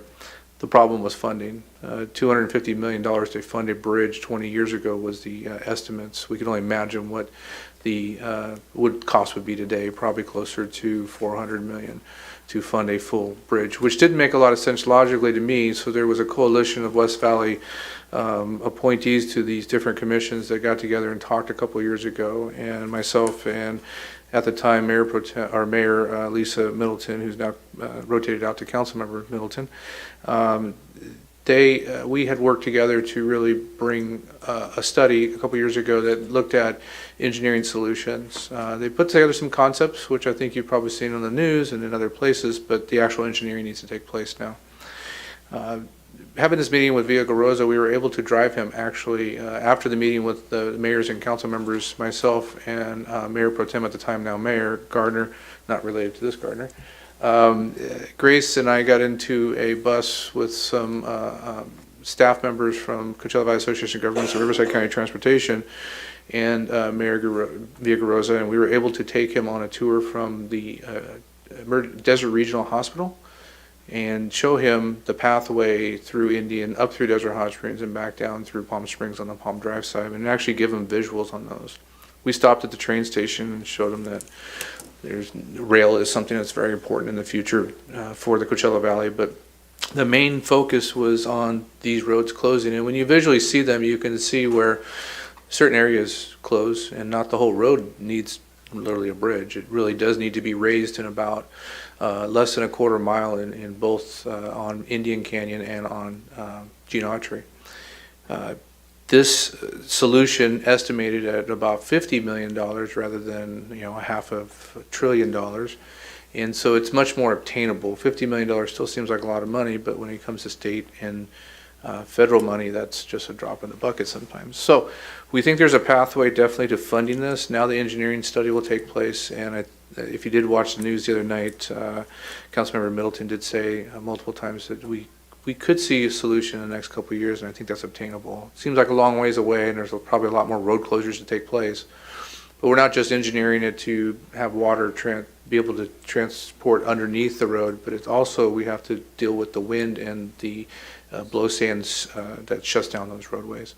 And so there's solutions, thinking outside the box on how that will happen in the future. So lots of things to take place. A lot of people don't realize this, but there's a lot of environmental laws that force certain things to be done. and this is really ridiculous, it seems like, but it's forced to be done, is when the sand is picked up off the road, it has to be put back in the direction that it came from. Does that make sense? No. So it's put back onto the west side, so when it comes from the west side, it's put back on the west side, and it just blows back over. So it's an endless battle of, kind of trying to walk uphill. But either way, I think we made some great headway with that. The state of California will be awarding, hopefully, when this package gets out of, all the different levels of approvals, which could take a couple years from the federal government, but eventually trickle down to the state of California. We'll be ready with a plan on the shelf, which is something that's very important. So I didn't mean to go too much detail with that, but I thought it was very important. I'll also continue down that path on transportation, since a couple council members brought those up. The flashing stop signs and all four, I just wanted to make a quick comment on those, that intersection that we're referring to is shared with the county, so it wouldn't be a full cost of the city, so maybe something to look into. Tipton Road is actually in the city of Palm Springs, so please don't go to the county supervisor's office on that. Please go to the city of Palm Springs if you want improvements done on that. I'm not sure about the other one, but I think that does cross through Palm Springs, so you might want to check on that also. Either way, there's a lot of environmental land out there, and there's very sensitive on how you reconstruct these roads. So as the transportation person that's appointed from the council, I'd be happy to guide any council members on the proper agencies to see as they go to advocate for those. And then the Highway 62 lighting, we've reported many times. Our assistant city manager's out ill today, but he's reported many times that he's been in contact with the state. The state's actually given him permission to work on this in different capacities, and we're actually lobbying at the Riverside County Transportation Commission on funding for the Highway 62 and Pearson lights. I know this has been mentioned many times, so I just want to reiterate that if anyone's forgotten that we're still have this at the forefront. These things, especially when it comes to highway administrative approvals, is years and years of process to get approved. It's a lot of red tape, as they say, and it's not easy. So we'll keep working on those. I've been asked tonight by 2 council members for study sessions, and I'll work with the city manager on possibility of those as we narrow down the scope on what those study sessions would actually be for. A lot of holiday events since our last meeting, and I wanted to thank all the staff members for all their hard work. I know a lot of our staff came out to really participate in those, and I don't know if you were mandated to, but I think some of you were. But it's always a great event when it comes to our holiday parade, our holiday events here in the city of Desert Hot Springs, and all the hard work that our staff puts into those. So thank you guys for all your hard work. Habitat for Humanity had a golf tournament that the city did send a sponsorship to. They're building 2 homes in our community, and I was able to attend with some of our city staff, and unfortunately Nick let us down. I'm sorry, did I say that out loud? I'm joking. No, Nick played really well. I'm the one that let you all down, so I apologize. But it was a fun tournament. I just wanted to let everybody know that Habitat for Humanity is doing great things in the city of Desert Hot Springs. You'll see 2 lots cleared, one on Flora, one on Mission Lakes Boulevard. They're building 2 homes for new members of our community. They'll become homeowners. I attended the Riverside County Transportation Commission, and nothing pertained directly to the city of Desert Hot Springs. As Councilmember Gardner said, a few of us attended the Food Now chili cook-off. I like to cook, as you can see. I do it because it's one of my ways to de-stress, and I love to cook for chili cook-off. So I'm glad you were able to enjoy some of that. There was about 10 participants, and there was a cornhole tournament, and there was a VIP area, and there was tens of thousands of dollars raised that night by the generosity of people there. So Food Now, if you don't know who they are, is our local food pantry here in Desert Hot Springs, and they serve close to 300 people a week, and during the pandemic, close to 500 a week.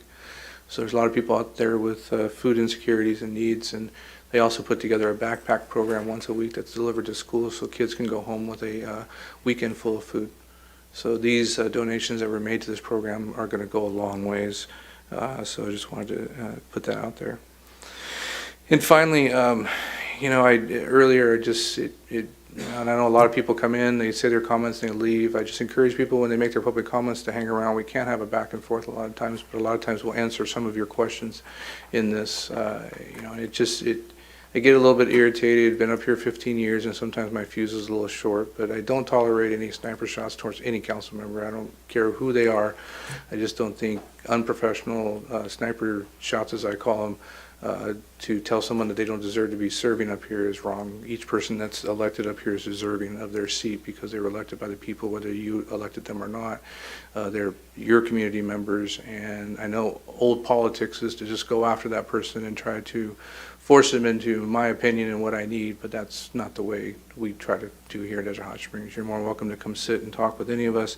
I think we all have opinions, and we probably all have pathways to get to where you want to get. And to actually answer this question on those lines, I know it's been a big talk by a lot of members in the north end of our community, and there are funds that can be used, but they're very little a lot of times. SCE puts a lot of funds into what they call Rule 22, and I know we've used a lot of those. They're supposed to be used in areas that take out abuse and blight. I'm not sure if they can be used in residential areas, but we can look into that. A lot of us forward our emails directly to the city staff, so they're aware of these issues that the communities certain communities or neighborhoods are having trouble with. So I don't think it's bad for anybody to stand up here and make their comments and ask those questions, because I think everybody should. And I am not perfect one bit, and I will skip over emails sometimes on accident because there's so much going on. But most of us try to respond and give you the best answers we have, and I don't think anybody up here does it to intentionally blow you off. And if that happens, I'm sure the next council member might be able to help you better if that's the case. And the last comment I'm going to make is something that's really bothered me over the break. There was a comment there was actually a post on Facebook, and I know a lot of us aren't using Facebook anymore. My kids say that's outdated, but I still see it every once in a while. But there was a person that came to our community and spent hours and hours visiting with one of our council members and visiting with me and other council members and coming up with great ideas, and bought up some properties and had a bad experience in another city and thought they would come over here. And I've heard this many times, will save the city of Desert Hot Springs because I'm going to do so much for you. That person put some pretty not nice remarks on Facebook, stating that they did everything they could and the city just turned them away, and that wasn't true at all. Our staff spent many hours with that person. She was invited to sit in our downtown committee. She was invited to, with a small contract, to help rebrand the city in certain ways, and they didn't see eye to eye. And that doesn't mean that you go and you, again, send comments that are just out of control. And Desert Hot Springs residents, we sometimes can be our own worst enemies. You know, we listen to the one side of the story, we don't listen to the other side of the story, and we make comments that just are ridiculous sometimes. And I ask you, all I do is ask you to do your research. And if you still don't agree, or you agree with one side or the other, that's cool with me. I just think you need to hear both sides of the story. Our staff did a lot of stuff. We spent a lot of time with this person, and this person disappeared on us. And then all of a sudden, 3 months later, decides to send a Facebook post that I did everything I could and Desert Hot Springs wasn't there for me. Well, that's untrue. So I just want I want the facts to be straight. As Mayor of Desert Hot Springs, I don't know how many times, and as a council member of Desert Hot Springs, I don't know how many times, I'm sure these individuals can contest to that, along with our city staff, that someone's walked in our office and said, I'm going to save your city today because I'm bringing the biggest projects ever. And then they're gone. So we learn and we learn. But I just want to put that out there for the record. I thank you for your attention tonight. I'm sorry our comments went over, but we've been off for a little bit, so it's taken a little bit of time, but we're going to move on to our city business tonight. Our first item is a public hearing. It's item number 3. I see Mr. Betts coming back, and it's an urgency interim ordinance adopting a moratorium on the issue of any license, permit, or entitlement that is a use other than the ones listed in this ordinance as Exhibit A for any business located in the downtown area near City Hall, solely within the zoning district of C-D, which is commercial downtown, specifically bounded by First Street to the north, Buena Vista Avenue to the south, Mesquite Avenue to the east, and Cactus Drive to the west. And this is the downtown area. And Mr. Mayor, before we get started. Is this too close to you? What? Is this too close to your business? Well, yeah, pretty close right there. My wife and I own a hair salon, 12084, which is definitely within 500 feet of this. So under the rules, I'm going to recuse. Thank you very much. I'm going to open up staff report. Mr. Bracero, is this you? Yes, it is. Thanks. Good evening, Mayor and Council. So we are going over the downtown moratorium. It's an urgency moratorium. First, just going over where is the downtown. As you all know, we're in the process of rehabilitating our downtown area around City Hall. It's considered the CD or commercial downtown area. It's bounded by First Street to the north, Buena Vista Avenue to the south, Mesquite Avenue to the east, and Cactus Drive to the west. This is considered the downtown area. In our general plan, we have several policies that really depict what the future of our downtown is to be and what it's to serve. It's to be a key area for the local businesses, along with our government functions, and also create an area that helps embrace public gatherings. The downtown areas are the lifeblood of our communities, and as we're developing this area, it's critical to bring the correct businesses that will help bring shops, social activities, and the overall experience of living in the city. We as well, the mayor has helped create a downtown steering committee, which they're giving a lot of great input over the last several months. Along with that, we've worked really closely with Cal Poly, and we are continuing to do so on developing what the future of our downtown is to be, and really defining what a downtown specific plan can be for our community that will really embrace food, beverage, entertainment, and cannabis, and really help elevate our economic landscape there in the downtown. The proposed ordinance would place a temporary suspension of the processing of any incomplete applications or approvals of any permits, entitlements, or licenses within the downtown area for those uses described in Exhibit A. In the Exhibit A, you have a uses table which shows the allowable uses that will be left and allowed in the with the moratorium.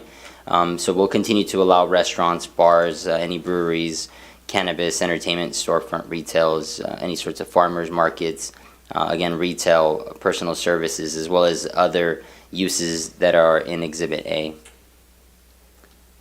Here we have just the exhibits. The permitted uses table shows a red line strike through for those in the CD or commercial downtown that would temporarily be prohibited with the urgency moratorium. There at the bottom you can see the permitted uses, what the different acronyms are. P being permitted by right, A, accessory to an establishment, AUP, which is an administrative conditional use permit, CUP being a conditional use permit, and TUP being a temporary use permit. And if you see a line through, it was already prohibited with the existing uses. Here's just the rest of the uses table.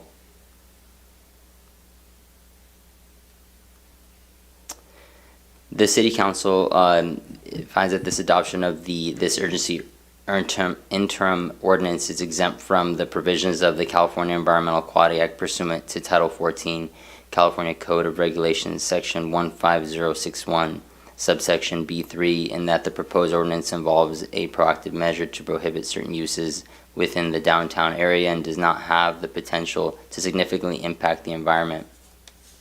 The recommendation is that the City Council adopt an urgency interim ordinance of the City Council of the City of Desert Hot Springs adopting a moratorium on the issuance of any license, permit, or entitlement that is a use other than the ones listed in the ordinance as Exhibit A for all other businesses, for any businesses located in the downtown area near City Hall solely within the zoning district of CD Commercial Downtown, specifically bounded by First Street to the north, Buena Vista Avenue to the south, Mesquite Avenue to the east, and Cactus Drive to the west, which is the downtown area.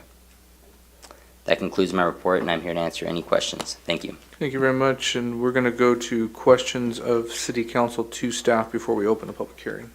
Go ahead. Mr. Brasil, just a quick question. On here, I did not see under the list of tattoo shops or body piercing, what would that fall under? So that would be continued and allowed use. It falls under personal services restricted. So this wouldn't be a part of the moratorium? No, that would still be allowed to be applied for. Thank you, sir. Ms. Pye? Mr. Gardner? Thank you. Eric, since this is a urgency interim ordinance, what's the expiration date on it? I could go ahead and answer that if you would like. I don't know if I'm jumping in. Okay, the voice of our city attorney from the sky. Thank you. So the expiration of this ordinance is 45 days unless extended.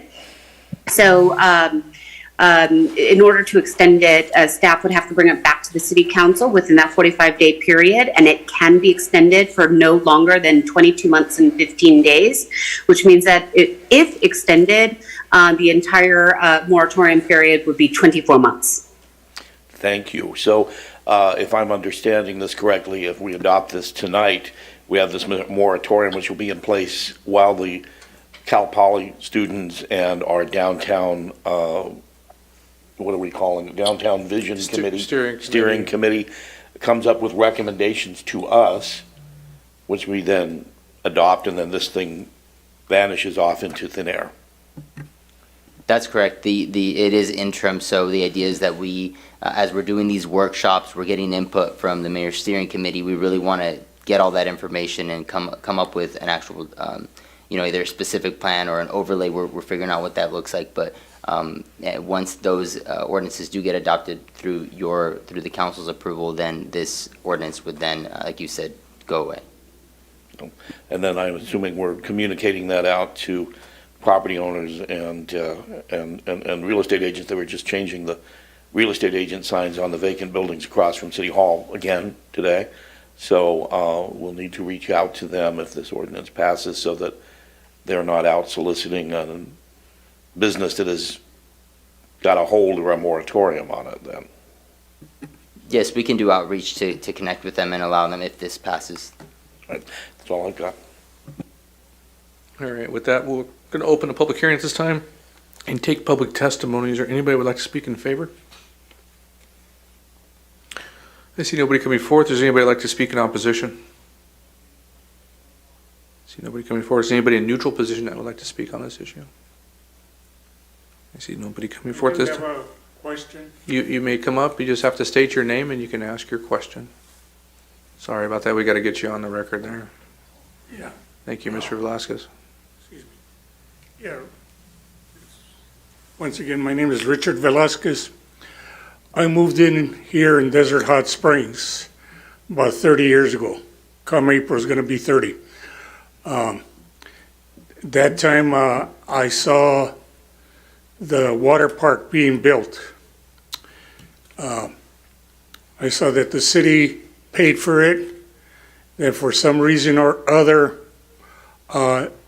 it was gifted over to the Spa Hotel. Mr. Velasquez, this is a public hearing on the downtown area. Yeah, So you're kind of outside the downtown area right now. Can you specify your question on the downtown area? Yeah, I'm sorry, I'm hard of hearing. No worries. So anyway, I think that some people spoke about the water park. I think it's a ripoff of the park. Yeah, Mr. Velasquez, again, this is about the downtown area, not the Thank water you. park area. I apologize. There is a public here, there's more public comment at the end if you'd like to make comments on that. Anyone else would like to speak on this item? All right, we're going to move forward, and we're going to close the public hearing at this time. We'll go back to city council discussion and questions of staff. Anyone? There's a workshop for constituents, isn't it, on the... Yes, it's this Thursday. It is part of the Cal Poly information that we're getting. It's a public outreach, and it is from 6 p.m. to 7:30 this Thursday here at the council chambers. Thank you. And this goes to what you were talking about, why you want to meet with the Planning Commission and us, because in order for us to have a downtown, we have to do this so that everything can be correct. I'm done. Commissioner Nunez, anything? No, Mr. Mayor. I'll make a motion that we adopt the urgency interim ordinance for a moratorium on the issuance of license or permits, entitlements that use other than the ones listed in the ordinance in the downtown core. Is there a second to that? Before I second, Mr. Red. Let me get a second, then we can go back Okay. to discussion, sorry. I'll second the motion. Okay, thank you. There's a motion, a second. Go ahead with your comments. Is there any applications currently in the process that are pending or waiting during what we're doing now for the moratorium? That's a good question. There may be, as of right now, there's nothing that stands out that would be affected by this. The majority of the applications and interests that we are getting are surrounded and revolve around food, beverage, entertainment, such as you see across the street. Some of the tenant improvements that you're seeing, some of the developments that are in place, those are okay to continue on. Very well, thank you. And before we vote, the only comment I wanted to make is I want to thank our staff. I believe it was our assistant city manager reached out to Cal Poly, or Cal Poly reached out to him, vice versa. I'm not sure which way that happened. But if you didn't, I'm not sure if you said this, and I apologize if you did, Eric, but Cal Poly's doing this at no charge to the city of Desert Hot Springs. This is part of their master's program, I believe, in their development to become engineers. It's part of their graduate program, and they're in urban planning. Urban planning, I got that all wrong, but close enough, right, you guys? But they're actually doing it at no cost to the city of Desert Hot Springs. We do pay for their lodging when they come here and their food.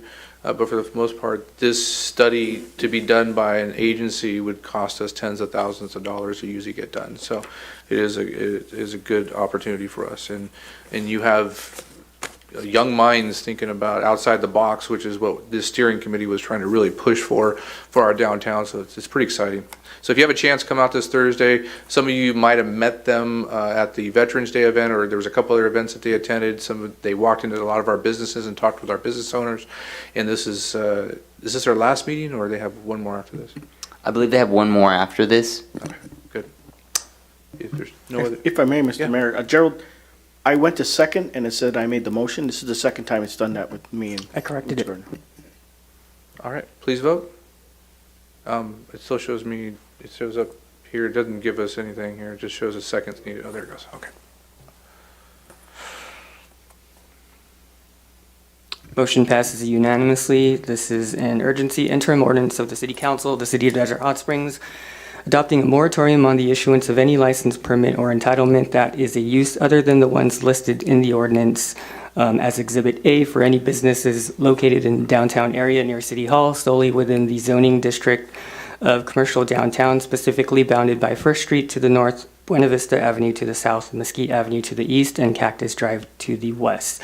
The urgency ordinance goes into effect immediately. Thank you very much. We'll get Mr. Betts back in the room. There he comes. We'll move to the administrative calendar, item number 4, which is the certification of the November 8th, 2022 general municipal election results. Mr. City Clerk.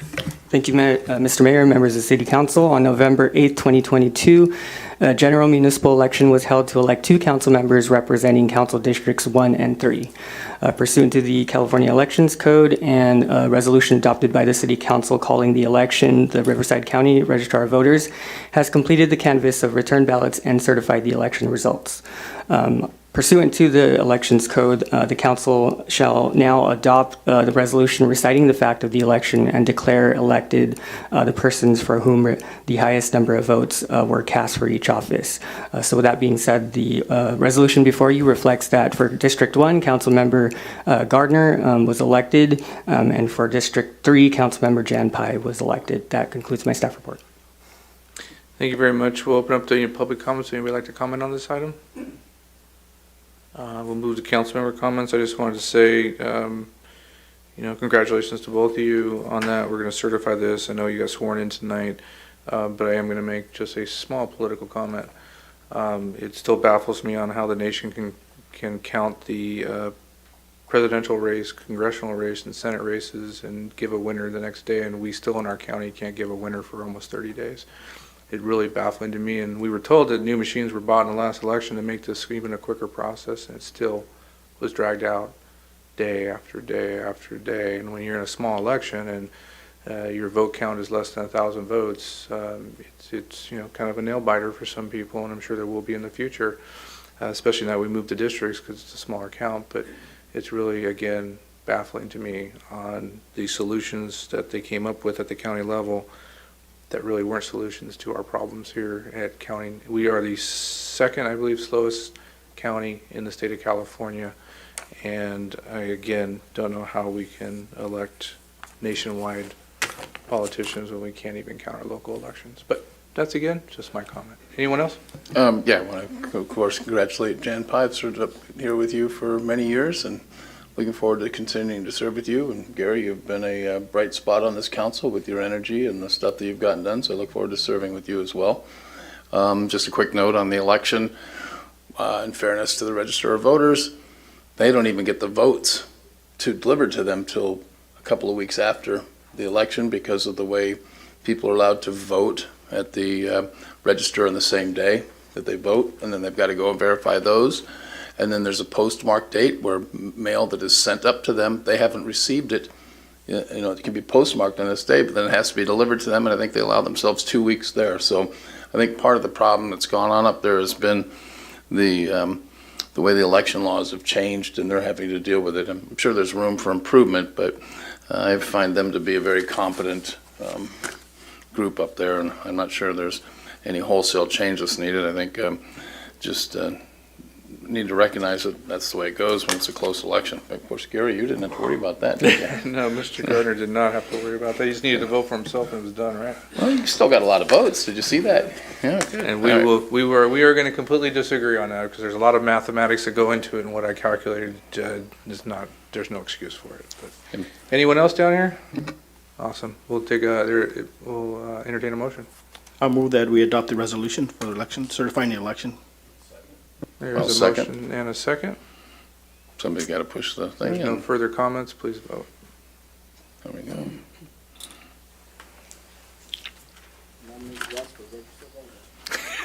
We don't have to refuse. And we didn't ask the secretary or somebody to not cast the election, right? We decided to go ahead and do it. Councilmember Gardner. He voted. You want to give a voice vote, please? Can you give a voice vote? Was it yes? I just want to make sure you voted for yourself. Yeah. Motion passes unanimously. All right, motion passes per the city clerk.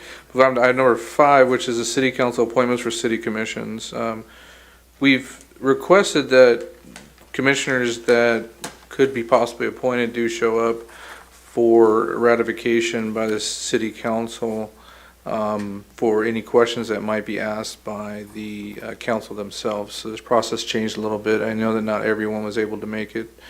Some people might have been ill. But either way, with that said, I'd like to take these in groups if possible. If not, we won't do that. But the ratification of my appointment is James and Adele. The ratification for Councilmember Betts is Mary Kate. Is it Stover? Okay, good. And then the ratification being asked by Councilmember Gardner is Chris Wagstaff. Ratification being asked by Jan Pye is the appointment of Dirk Voss, and the ratification by Mayor Pro Tem Nunez is the appointment of Leroy. Is it Elman? Laman. I gotta get it right. I'll get it close. I know him as Leroy. And so if there is not a consensus here now, I would just ask that you ask to have that person pulled. I'd like to raise a point of order if I could. You may. On the procedure, it's my understanding, and I would like to get the city clerk to weigh in on this if he could, Mr. Mayor, is I reached out to my appointees and made it very clear to them that they are supposed to be here, because my understanding of the rules was if they are not here, then they are not for consideration, and I just don't know what the rule is, so I'm just asking what that is. If it's an advisory, or is it the rule?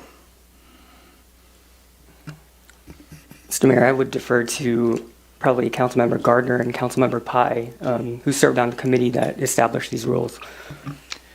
Mr. Mayor, point of order. I think once those two have set the rules in place, how they're determined would either be up to the city attorney or the city clerk. So let's ask the city attorney then. That's what I was going to do, is ask city attorney. Madam City Attorney? So what I'm going to do is I need to pull the rules right now, which is what I'm doing on the computer. So if I could go ahead and have a minute or so, and then I will read exactly how it is into the record, if you don't mind. Sure. And then I did find them. I just need a minute to pull them up.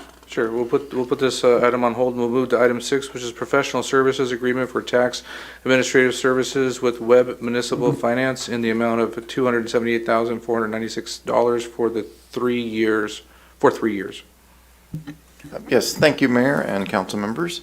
So the city retains a consultant to administer special district assessments for the city. The special districts include the lighting, landscaping, maintenance districts, drainage assessments districts, the community facilities district, and also include formation and annexation of special districts, so services. The consultant also provides services in regards to the city's public safety parcel tax, nuisance abatement tax roll billing, and solid waste tax roll billing, including delinquent accounts. The city issued a request for proposals for services in November 2022 and received 2 responses, one from Webb Municipal and one from DTA. A committee evaluated both those proposals and scored each firm. The average for the scores was actually very close, with Webb receiving a score of 53 out of 60 and DTA receiving a score of 52 out of 60. The biggest difference between these 2 firms was the cost of services. So Webb Municipal quoted a price of $91,000 for the first fiscal year, with a 2% increase each year,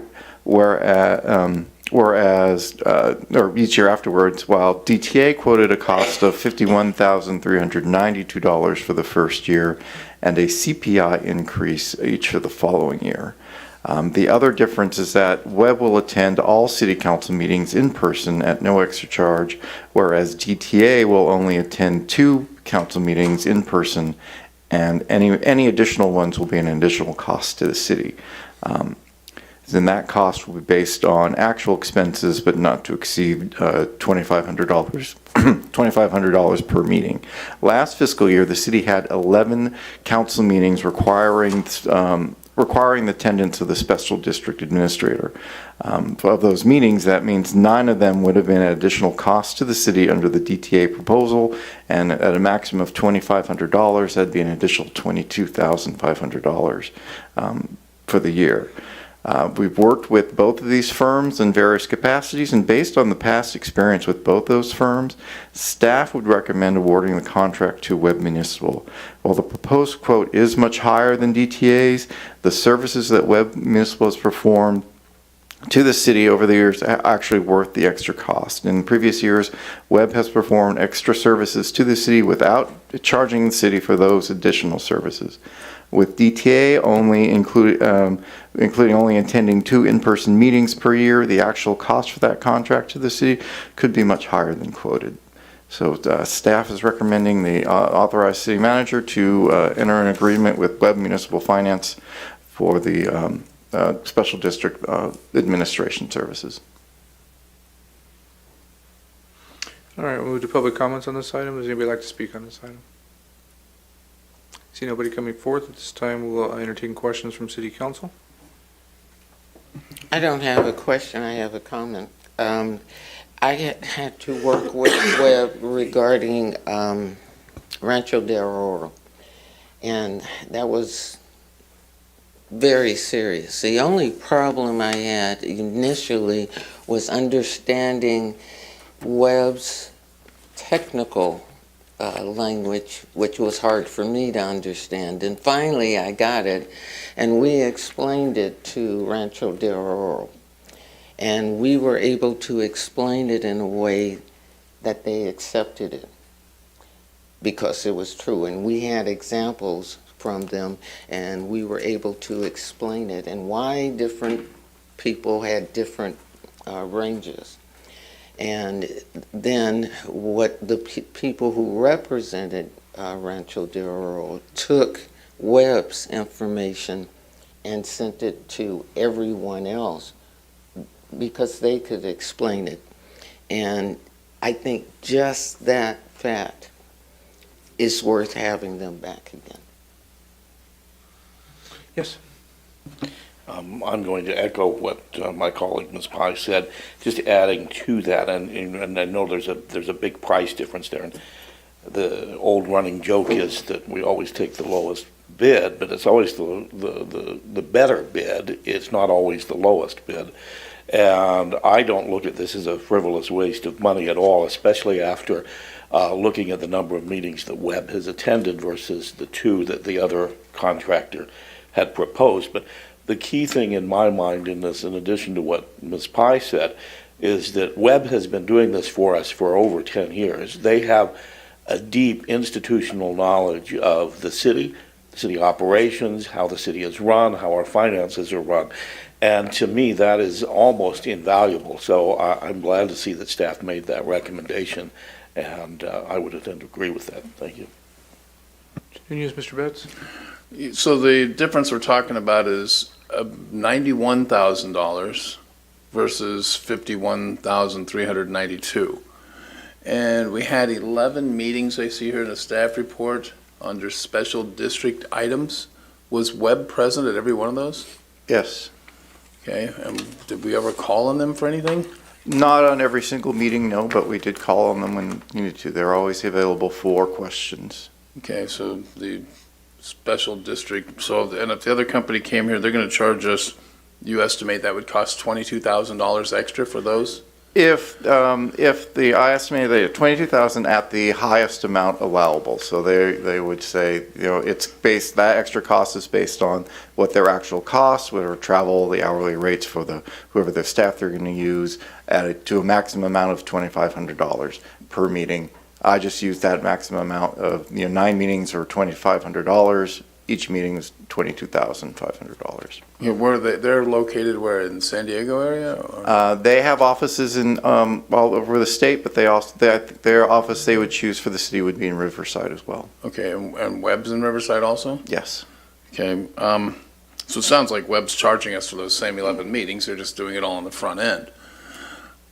I mean, and it's actually working out to be $17,608 more. So on just a purely cost basis, we save $17,000 going by the other firm. So the question is, are they as good? And in your rating system, you say it's a difference between 53 and 52. I'm taking, you didn't score the dollar amount. How many points did you give to I didn't look at the form. I did look at the form, but I don't remember it now. But there wasn't a lot of weight given to the cost. It was mostly to other factors, and they come out very close. I know they do work for Cathedral City, and I mean, they're a qualified firm, right? Yes, they're a qualified firm, but when evaluating proposals, we do not use cost as the scoring. Once we get the score, then we bring in cost as a parameter.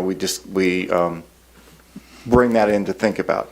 This was not really an easy decision to do. I mean, I'm one that really likes to save money for the city.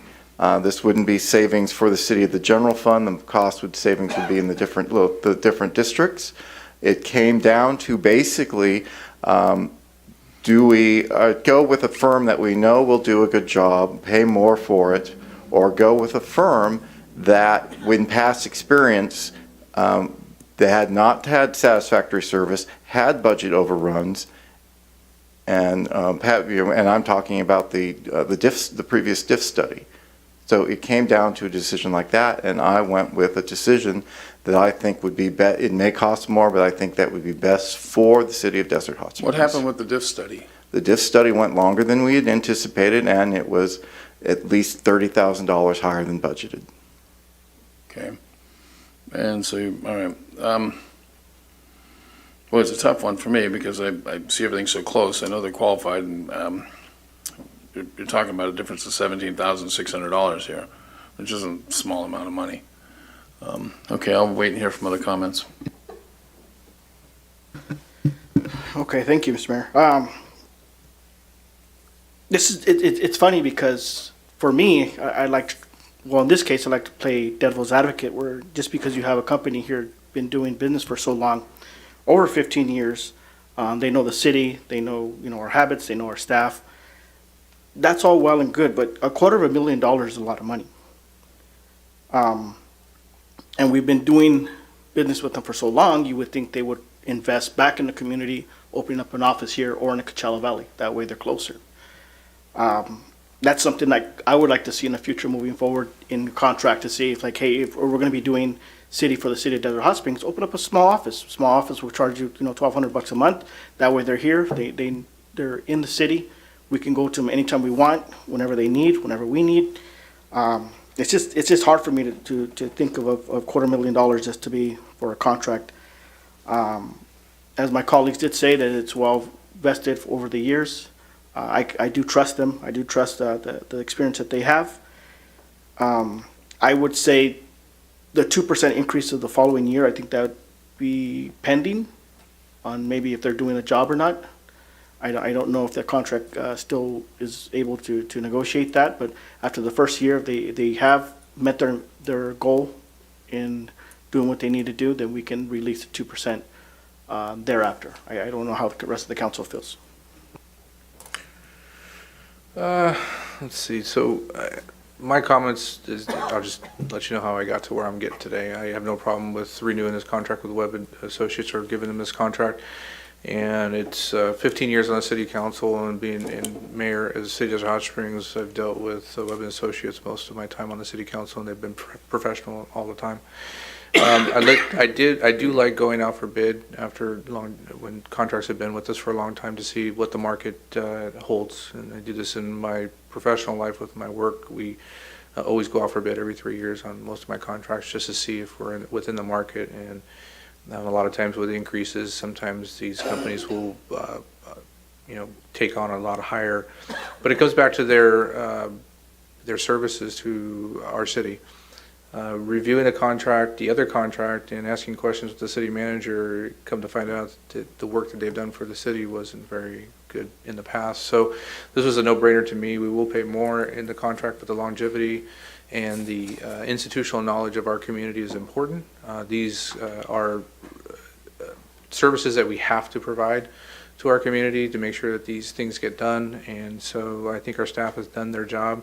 It's not always the lowest bid, it's the most responsive bid, and this is the most responsive bid in my eyes. So I'll entertain a motion unless there's more comments. Mr. Mayor, I'll make a motion that we accept Webb and Associates, but that the contract only be for 1 year, and the staff be instructed to bring it back to us in 1 year for another round.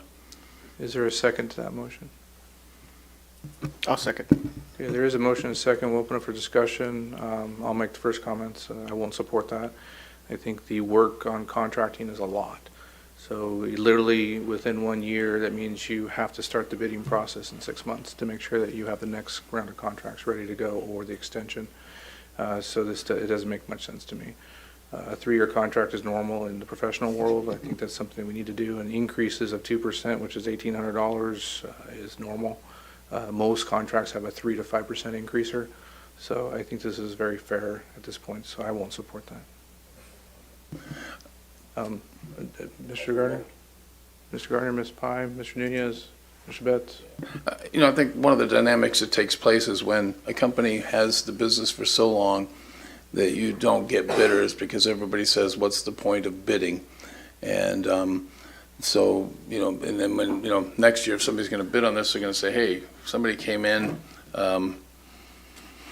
they came in half as much and they still didn't get the business, so there's no sense bidding on it. And then Webb can just go ahead and charge, whatever they want to, or the bidder can charge whatever they want to, and if you don't question it once in a while. So, we're not going exactly where I want to go with this one, but at least limiting them to 1 year and letting people know that we're going to do a more robust RFP and they might need to sharpen their pencil. Once in a while, you have to ask vendors and suppliers to sharpen their pencil. So I think it's a very good motion, and I would ask my colleagues to support this. Is there any more comments? Please vote.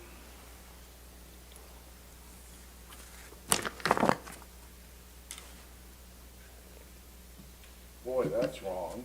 It's the other way around. Yeah, I think. Can we do a voice? It's still, For some reason, the computers are not giving the right votes here. I'm showing that I seconded it and voted yes. But it's under the Pro Tem. Can you do a, hold on, time out. Can we do a voice vote, please? Councilmember Betts. Yes. Councilmember Gardner. No. Mayor Mattis. No. Mayor Pro Tem Nunez. Aye. And Councilmember Pye. Against. Motion fails. All right, I'll entertain a second motion. I vote nay. I move that we adopt the professional services agreement for tax services for Webb Municipal Finance for 3 years. Second. It's been motioned by Mr. Gardner, seconded by Ms. Pye. Voice vote, please. Is there any more comments? I'm sorry. I see none. Are you going to do what, the straight motion, no modifications to the motion? Oh, is it good now, Gerald? You think so? Okay. Did I take public comments on this? I didn't I, at the beginning? No, it's still not good. Sorry. All right. Do a roll call vote, Mr. Mayor. Did it come across this time? No, it's still backwards. It's still Somehow backwards. his is aligned, these two are off.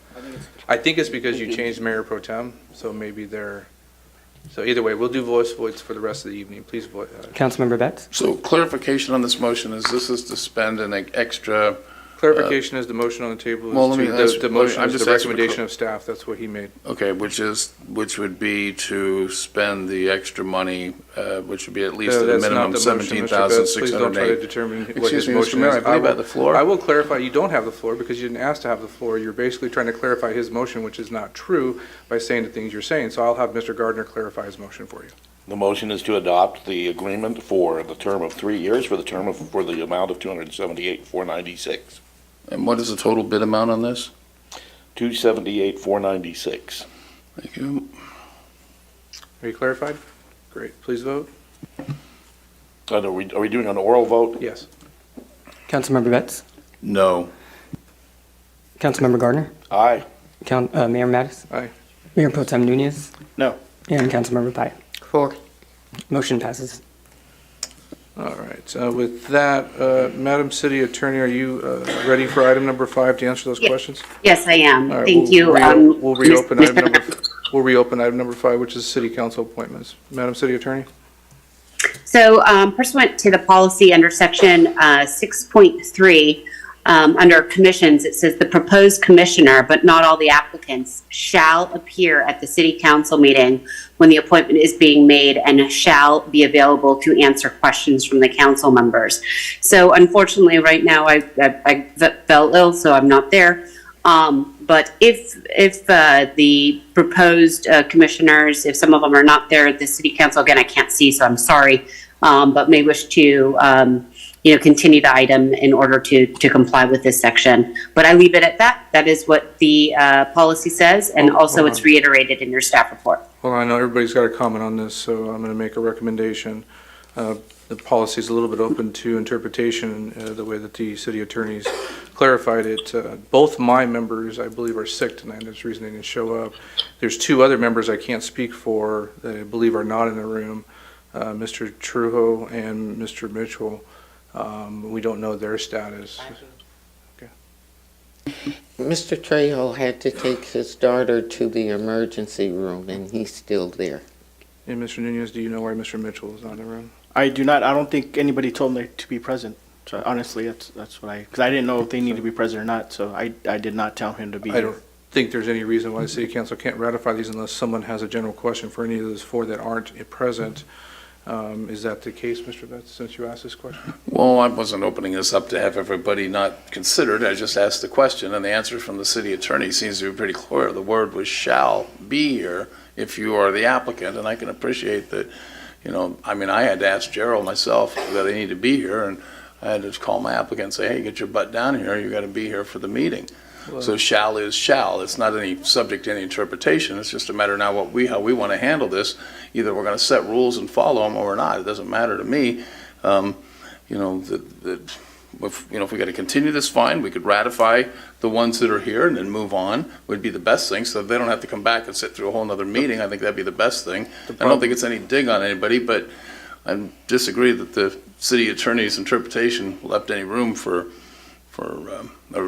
ruling left any room for interpretation. So I would make a motion that we approve the appointees that are here, and then There's no motion to be made at this time because we haven't gone through the public comment period and all that Okay, other well, stuff. when it's time to make a motion, that would be my I think your motion. comments are valid. My question to the council tonight is we could ratify these. We would have a quorum for the Planning Commission, but we would not have a quorum to hold a Public Safety Commission in the future until the next council meeting, which I think we would have another council meeting before both these commissions met.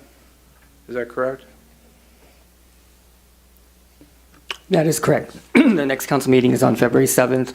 Public Safety Commission would be February 9th. So what we could do is, does the city clerk's office, when they do apply, send any messaging to them to notify them that they have to be present for the meeting? No, I left that up to the council members, and I sent a reminder as well. Okay. I think in the future, we need to make sure that that's done at that level. So when someone runs for a city office, they're given all the instructions, right? So our commissioners would need that also, I think, in the future. What we could do tonight, we could do two ways. One, we could obviously overrule our policy and just ratify it in whole, or we could ratify the individuals that are here and then at the February 9th meeting, make sure that the other four are present for any questioning to make sure they get appointed before the next meeting. Is that the direction everyone wants to go? Yeah, that was exactly what I was going to suggest, Mr. Mayor, is that we've had these poor folks sit through 2 hours of our usual falderall, and I think it would be unfair to bring them back again without, since they've suffered through this so far. When Ms. Pye and I drafted the ordinance, our goal was to make sure that commissioners were in there so that we could ask them questions. And that was the reason for having the shall in there. And as the city attorney correctly pointed out, that is the way the ordinance is written. I agree with Councilmember Betts. If we have rules, we're going to enforce them.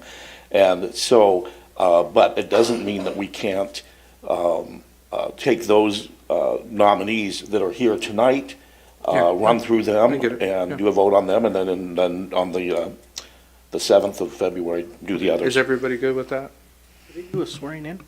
They are sworn in before their first meeting. Okay. Whenever you're ready for a motion, Mr. Mayor, I'll make that I'm not going to take a motion. motion yet because I need to ask everybody if they're. Is one of yours planning?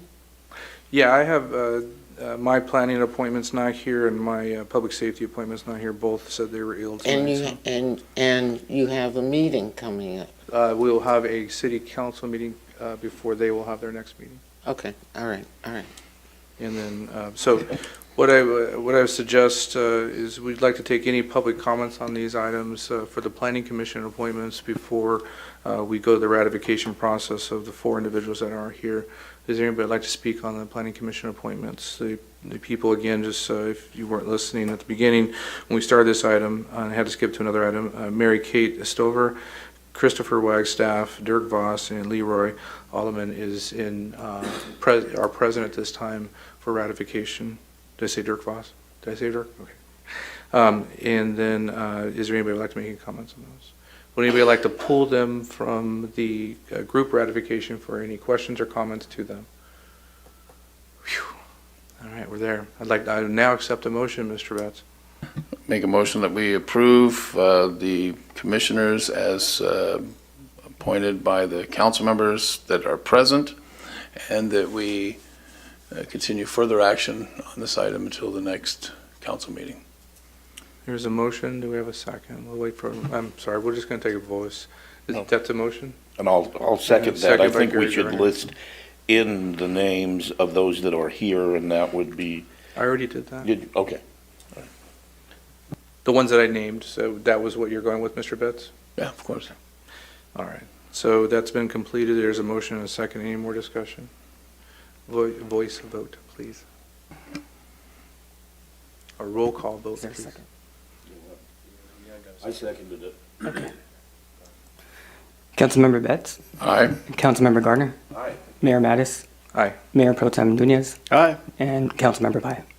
Yes. Motion passes unanimously. Congratulations. Congratulations to the Public Safety Commissioners. We'll now move to the to the Planning Commissioners. Now we'll move to the Public Safety Commissioners. We have two present, Mr. Muse and Mr. Martin Mitchell. There's going to be two Mitchells on there. It's going to be confusing.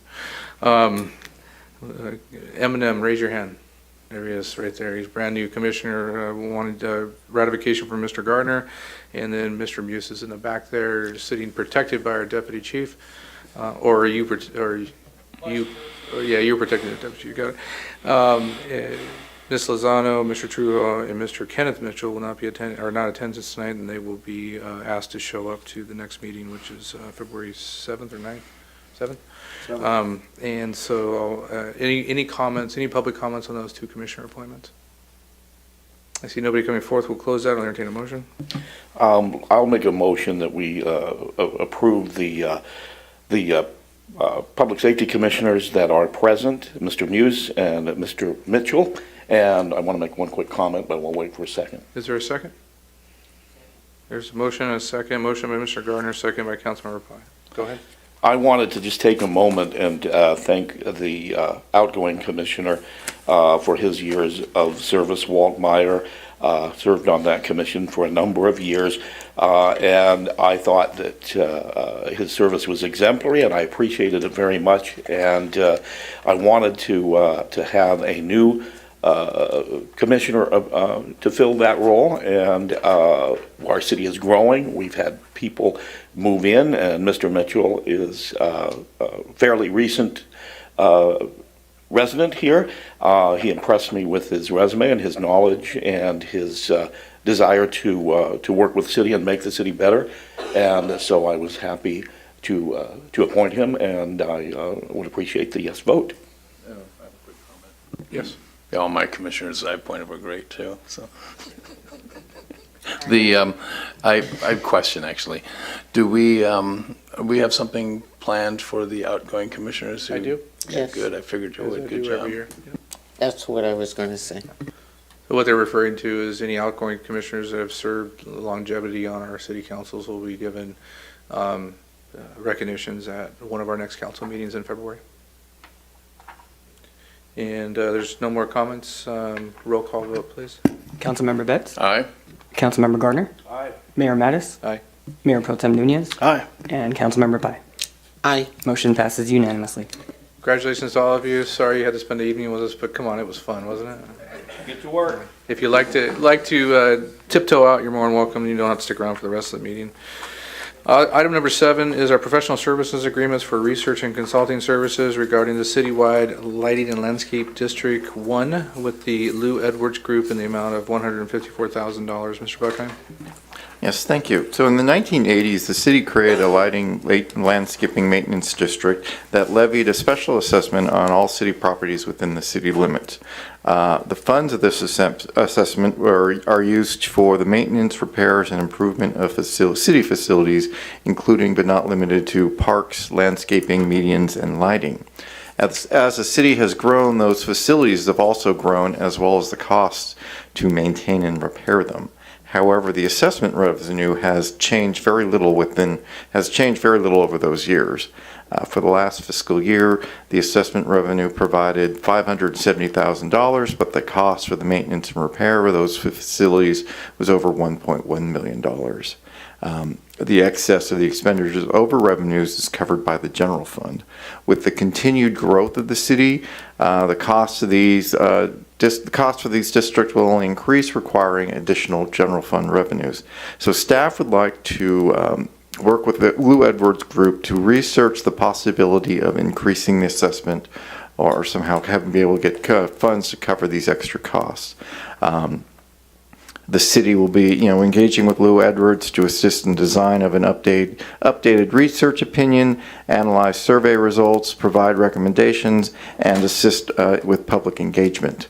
The city has chosen Lou Edwards because of past experience with projects such as the public safety parcel tax and utility users tax. The cost of these services will not exceed $154,000 and is included in the fiscal year 22-23 amended budget. Thank you very much. Do we have any public comments on this item? Would anybody like to come forth and make any comments? I see nobody coming forth at this time. I'll take city council comments. I'll start with Ms. Pai.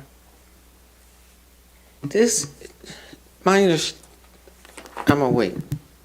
Mr. Nunez. Thank you. Joffrey, real quick question, and I know we're jumping the gun here, but if we did go to the process, what the time frame for this measure to be on the ballot? So this actually wouldn't be on a ballot. So this would be in a special Section 218 election. So it would be a mail-in ballot to all the properties owners within the city limits. And then And what are we looking at What for? we're looking at is we are hoping for to be able to have, start this process right away and have a ballot sent out in the spring so that we can get results and possibly get the any possible increase on the tax rolls for the 23-24 fiscal year. And how much would this cost the city to throw the ballots to every resident? So that would be, to do that balloting, that would be another contract with another group. That's around an additional $90,000 if that's the way the city would like to go. Thank you, sir. Mr. Gardner? Thank you. This is an interesting item, having in my previous life bid on things like this for my previous public affairs firm in my much younger life. My question, Mr. Buckheim, is: this is, like you said, this isn't an election administered by the registrar. This is an election that would be administered by us, and so we mail it out. It's like we do with other LMDs when we're doing things like that. The property owner signs it, sends it back with a yes or a no. And in this case, are we mailing citywide? But because we have, what do we have, 27 LMDs? Or So no, this wouldn't be for all the LMDs. So this is right just now, for the this is- citywide LMD. This is the citywide LMD, about, I think it's about 13,000 parcels. So this particular contract is just to get a survey, get results, kind of get research on if doing such a thing would be, if it would be viable for the city to do that. This is not the actual election. It's not not increasing it. It's a study to look into increasing that. If that is something we come to, it would be mailed to all parcels within, this is for the Lighting and Landscaping District Number 1, which is a citywide one. It'd go to all, like, around 13,000 parcels. So, yeah, so it's just for the citywide one. It's not all of the, Yes. like the Rancho del Oro one and the other ones. So this is just the citywide one. And at this point, right now, we're rating the general fund to cover the cost of operating that LMD that is above and beyond what the tax revenue is bringing in, correct? Yes. And so, all right. And do we have a bit of a timeline on, if this is adopted, when do we expect them to start working and report back to us? We'd expect them to start working right away and report back, just developing the survey, doing the research, and reporting back to us within time, hopefully within time, to be able to do a ballot and get it onto the tax roll for next fiscal year, 23-24. Do we have a hard date for them to get back to us? Not yet, no. Okay, thank you. So how much do you anticipate the increase on the property tax would be for each home in the city?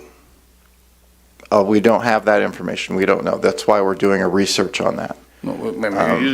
Currently each property in the Zone B, that is, they get an assessment of $40 a year. Okay, so they get $40 a year, and I calculated we had 11,640 homes. You're including parcels, so parcels pay this as well as homes? All parcels, all parcels within the city did. So not just homes, but as well as, businesses and vacant parcels. All right, so you got about 600,000 that's being shifted, that's 600,000 that's being picked up by the general fund, about half. Yes, $600,000 to $700,000. So if you take that and divide it by 11,600 homes, you come up with another $50 a month on the property tax bill. It's not a month. A year. A year. A year, sorry, excuse me. So, I'm trying, and Councilmember Gardner mentioned something about, rating the general fund, but the general fund's for taking care of general maintenance. My question is, why do we think it's necessary for the property owners to pay for all this? They're paying half now. Why do we need them to pay all of it? We're, just for the record here, I think you mentioned it already, but we're spending about $1.85 million now on maintenance of landscape areas and common grounds, which you all want to be maintained. And 580,000 of that is coming from roughly, 560 to 580,000 of that's coming on the tax bill of the property owners. And this proposal is to shift all of that to take it out of the general fund, all the other revenue sources that come in, and whoever's paying money into the city and helping maintain it, this is just put it on to anybody who's just exclusively a property owner, correct? This is a proposal to look at that. This is just to do the research of it. This is not to actually, we are not starting that process. We're just doing the research, doing survey, and if we find that, residents are, are willing to do that, that's something we can do. But this contract right here is just to do the research for that sort of thing, Okay, a possibility of an increase. Okay, well, it's not just the research for that. I mean, it's exclusively for property tax, because you didn't put on here to research for other means of raising this money to cover that. You didn't put it on, we aren't putting forward, staff isn't putting forward for sales tax or some other revenue, a TOT or some other tax. We're only putting on for a property tax, so this very much is a property tax. Are we under comments or questions, Mr. Mayor? Questions for staff. Okay, so, okay, good. All right, I didn't know how you were handling it. It's administrative items. Okay, thanks. So, and then this is a 218 process, and T18 is really a decision of the council. All right, you can go put it out to all the ballot you want, but the way the 218 process works is you send all these ballots out, and you have to have such a high number of protest votes to come in that it's nearly impossible to meet that standard. No protest of a 218 without a huge concerted effort is going to pass. And you can call and talk to the Howard Jarvis Taxpayers Association, as I have on these issues, and their words are exactly as, you got to mount one heck of a campaign to succeed, but the odds are very much stacked against anybody who wants to defeat a 218 process. So I'm sitting there going, we don't need Lou Edwards for this. If you're going to go out for a ballot measure, a genuine ballot measure, that's where they come in. I think very highly of Lou Edwards. They're a great firm, they do good work, and they've had a great success record, and we've called on them and used them successfully. But for this one, all you're using them for is to, a political finger, to check the political wins, putting a finger in the air to check the political wins, to see, well, geez, is the public going to skewer us for going ahead and voting to raise this? We could save ourselves all that expense and just decide if we want to go ahead and raise that tax or go ahead and go through the 218 process. But you don't need Lou Edwards for that. So I think this is really ill-advised. And if there was something here that was saying we're going to go look for other ways to raise money other than putting it on the property tax, on people's property tax bill, then I'd be for it. I'd be hesitant. But there's no way I'm going to send a train down the track that I know right now I can tell you is leading to, unless Lou Edwards come back and says, hey guys, you spent $150,000 on me, and my best advice is don't do this because you get a bunch of people mad. There's no sense to even do this. So I can't see doing anything that would put more money on the property tax bill, because we have clearly heard it from people that enough is enough on that property tax. Everybody wants to pile everything on the property tax bill, and it's just way too much. So I'm rambling now going on here, but I'm getting a little upset. Everybody wants to pile on the property tax. We got some of the highest property tax in the region on our homeowners, and it's enough, no more. All right, I'll make my comments, and you do? Go ahead. When we get our financials, there's certain LMDs that are in the negative where they're not, we haven't charged them, and there's others that we have charged. Is that part of this? No, this is just for the citywide LMD District 1. Okay, then my question is different. And I think I know where you're going, because that's going to be part of my question. Thank you for everybody's comments. I don't think there's any reason to get upset with this, because this is the process that we need to go through on the recommendations from our staff to basically test the atmosphere of this process, to make sure that this would be a passable measure in the future. Now, I understand that there is an argument not to use Lou Edward Group, because they are the most expensive in the state of California, most likely. but they do come with a 90-something% rate on their predictions or their evaluations on elections that people hire them to do, and that holds a lot of weight. We've used them in the past when we've had our utility users, our public safety tax, parcel tax, and utility user tax. So I'm not opposed to using them in this process. My question to staff is, we have an LLMD problem with even the existing LLMDs. They don't have increasers. They never had increasers in them. And if you drive through our community in a lot of these lighting and landscaping maintenance districts, I've been a proponent for this for a while, is we're not seeing new ground cover put in. We're not seeing vegetation replaced. And that's because there's no money in those funds for it, and that's what it comes back to. So should this be a bigger study on the fact that all LLMDs should be looked at? I know that would be another number that would have to come back to us. But at this point, if we're going to test the waters and see what the public really wants, and I don't disagree with Mr. Betts one bit, that most likely we're going to get a huge negative response if we're going to add anything to the property tax, right? That's what happens in this day and age. Every agency's coming in and wanting to put it back on the property owners. So that's a question to be answered. Do we want to continue down that path and see this happen? The commission, Riverside County Transportation Commission that I'm appointed to, did a study about 5 years ago on a sales tax in the region. And they hired a group to do this, and come to find out it was just overwhelmingly would never be supported.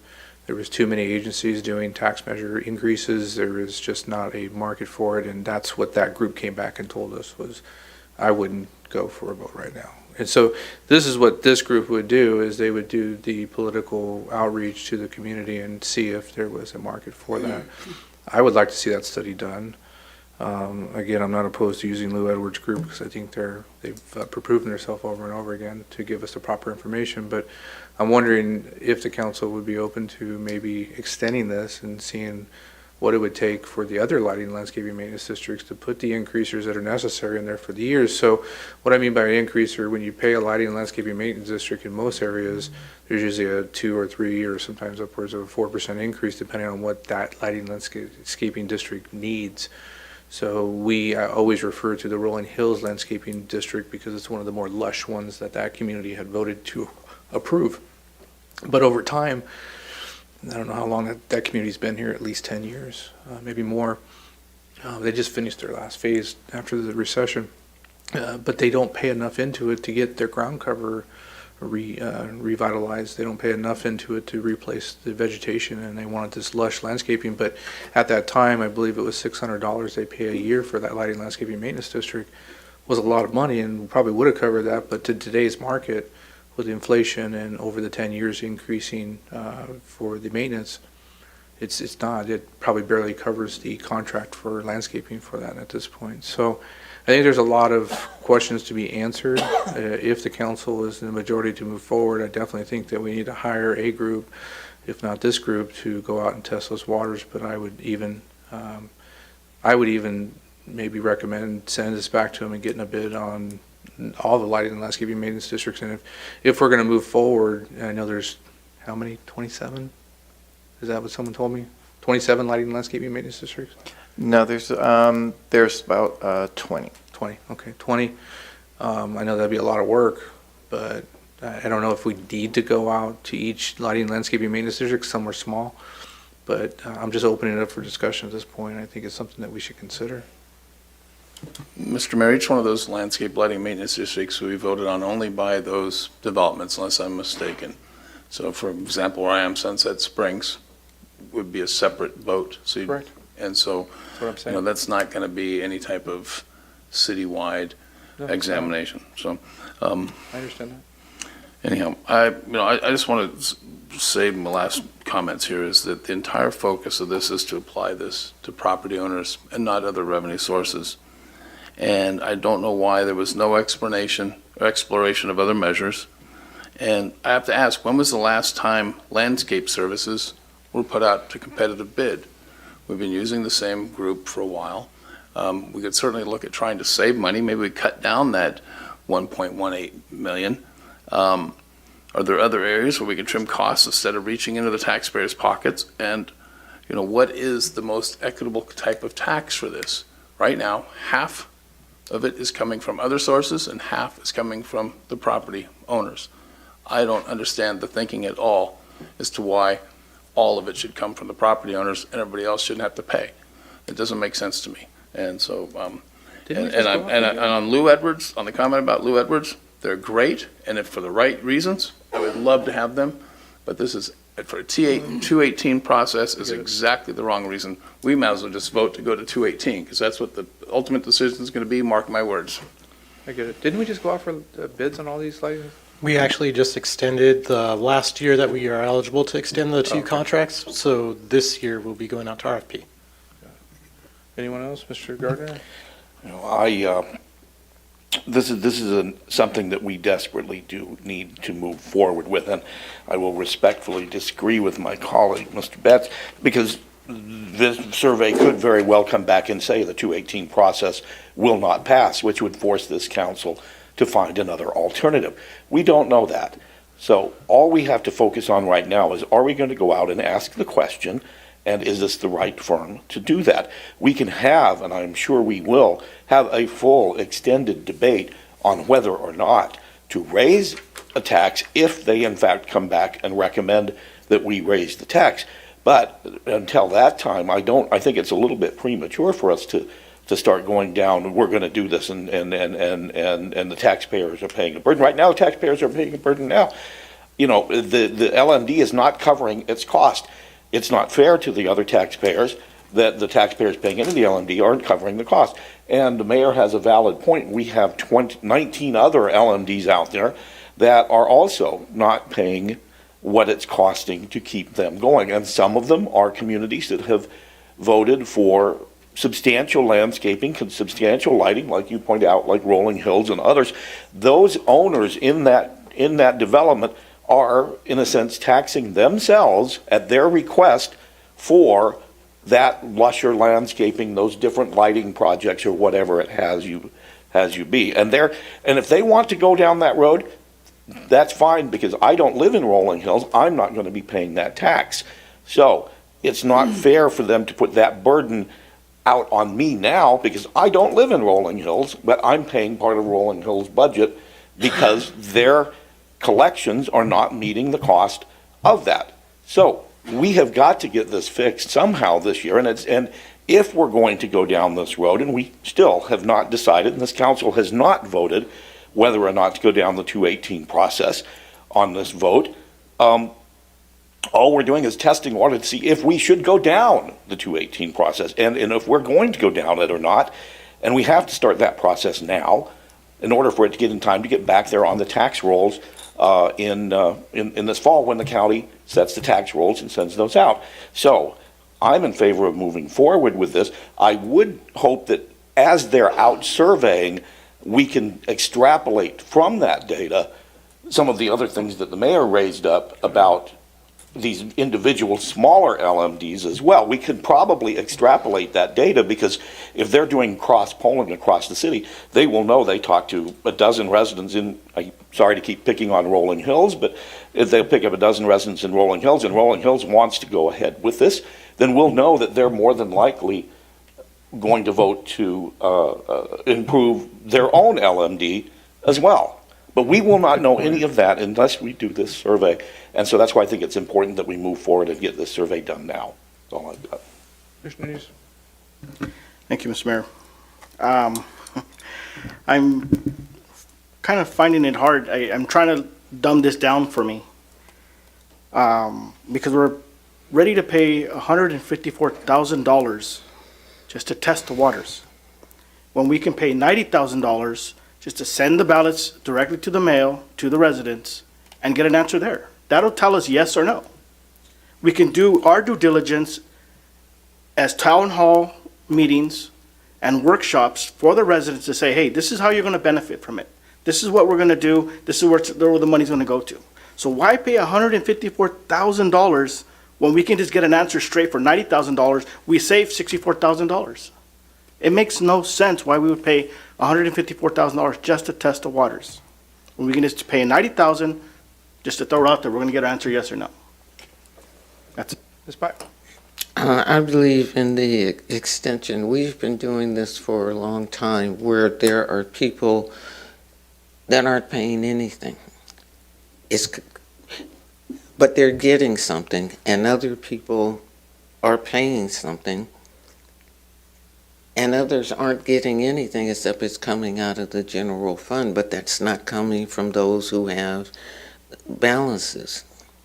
And I've been asking for this for several years, and it's not you, it's people before you, and I keep being told it's going to happen. Well, it's wrong. That's what's wrong. Us allowing it to come from the general fund, and it's not coming from everybody's, so far as the general fund is concerned. So I believe on the extension. I understand why we are doing it with Lou Edwards.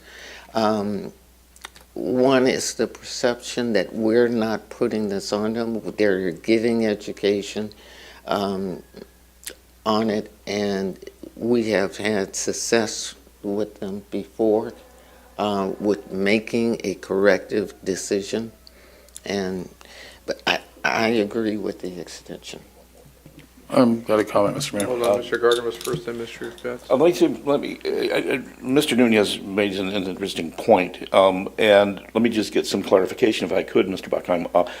Part of their surveying and development of this, excuse me, is to discover how much we need to charge, correct? So that we know, Mr. Nunez has pointed, we could send the ballots out ourselves right now, cost of $90,000, but we don't know how much to put in there for an increase or a proposed increase, correct? Correct.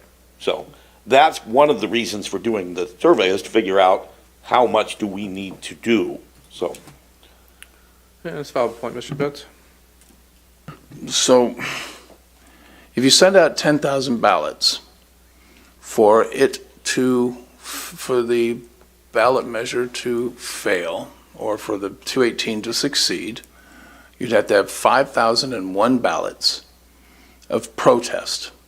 It's not a simple, 5,001 yes or no. You have to have 5,001 people actually go to all the trouble to fill out the protest form. You're never going to get 5,001 people. If I went and tried to run that campaign, it wouldn't happen. It's too much of an onerous task. The 218 process is just a charade, really.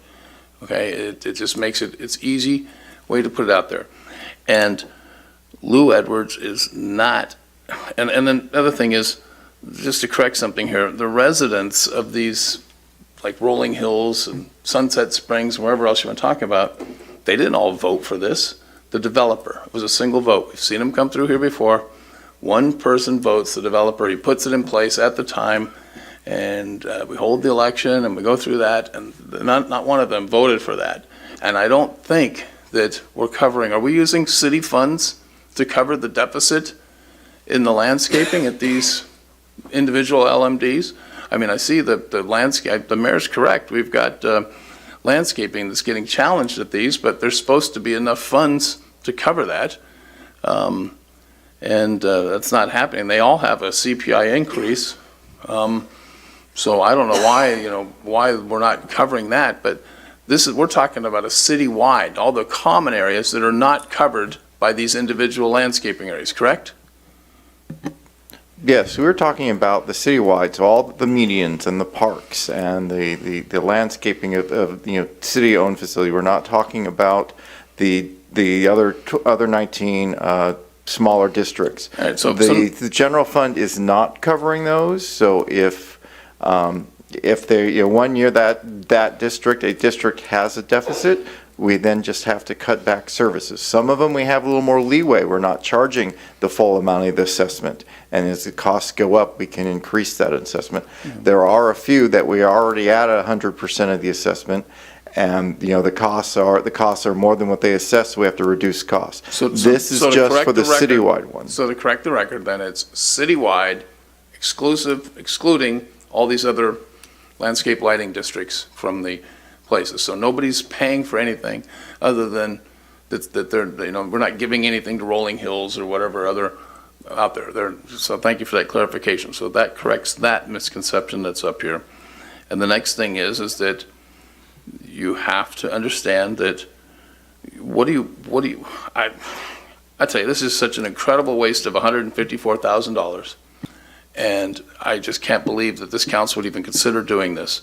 If you don't understand this process, then you shouldn't be voting to spend $154,000 to just put your finger in the air and find out which way this is going to go for something that you just send out the ballots and you're going to win it anyhow. If this council wants to raise those rates, just send out the ballots like Roger said and let the vote come back in and you're going to win.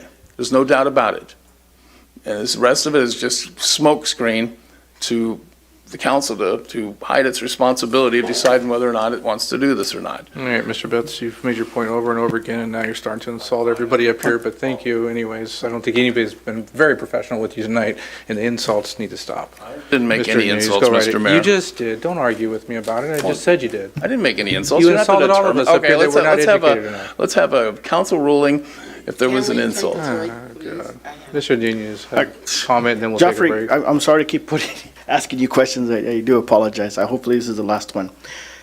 Do we have the staff, the capability to figure out what kind of percentage we would look at to raise the rates if we needed to? We have the capability to do the math, the calculations, but we don't have the capability of doing find out what would be palatable from the residents or the property owners of the city. I mean, I can just do a quick calculation and say, here it is, but I mean, that may not be palatable.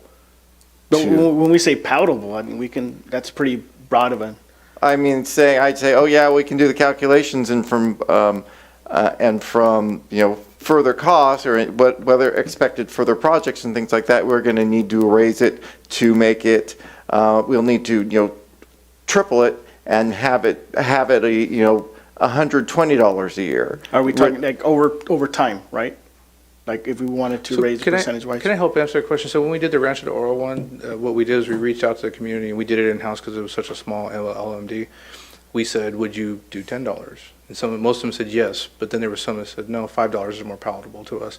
And so we compromised with them, and we put out 3 different numbers, and that's kind of what I think Jeffrey's getting at, is that's the study they do. We can do a math and say it'll be like, an extra $120 a year, and they said, no, but I'll be willing to pay an extra $60 a year. That's what we're kind of looking for with Lou Edwards saying, getting public education and helping us get us information. And that's what I'm trying to get at too, is that you might get the same results with this agency than we can get with our math, correct? That's a valid point. I don't know. All right, we're going to take a 9-minute break. We'll be back at 8:40. I'm sorry, an 8-minute break. We'll be back at 8:40. Well, I need to use the restroom.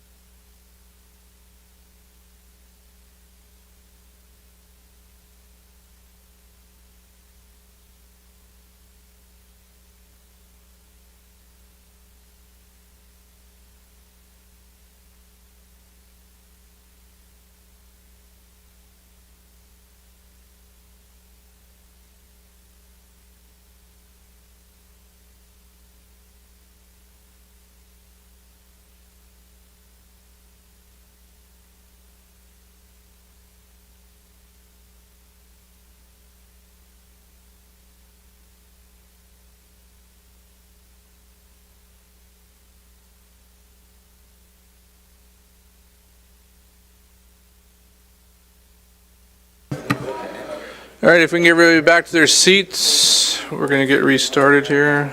Don't forget that Deborah McGarry showed up. Yeah, I got public comments. Yeah. Okay, I just want to.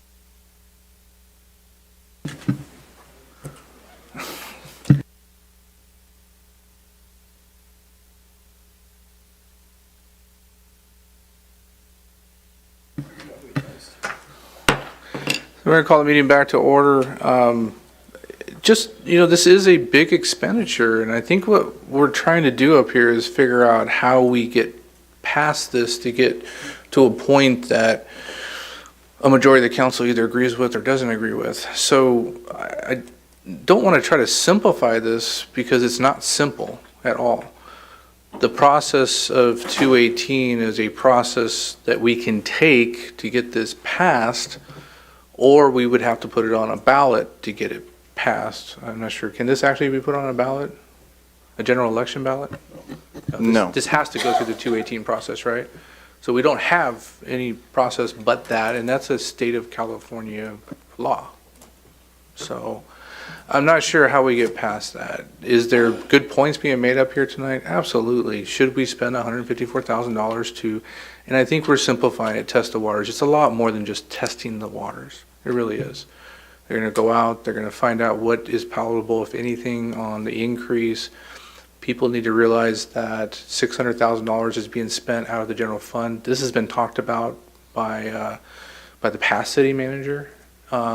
Before our current city manager took over, they were talking about this, but because of COVID and other things, $600,000 equals at least 2 police officers, maybe 2 firefighters, maybe 2 more public works, 3 more public works direct. So there's a lot of things that we can take that money and put into, and that's the reason I think we're going through this exercise, is to figure it out. And I might have confused some situations with the other 19 lighting and landscaping maintenance districts. There is a CPI increaser, but my point to that was that it's not enough to continue to maintain those LLMDs, and I think that was just too low at the time. But years ago, we passed a lot of these, and that's where we thought it would go.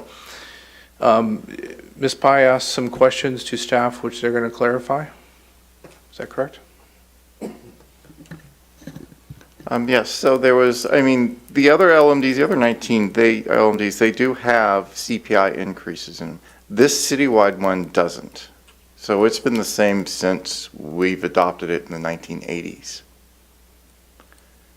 So, And then there was a second question about when an LMD goes into the negative, how so it's when addressed.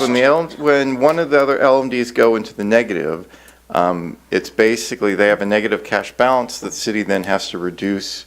If we can raise the assessment, we can. If not, we have to reduce the expenditure so that it's out of the negative. But in that meantime, it's technically borrowing money from some of the other LMDs until it can get paid back.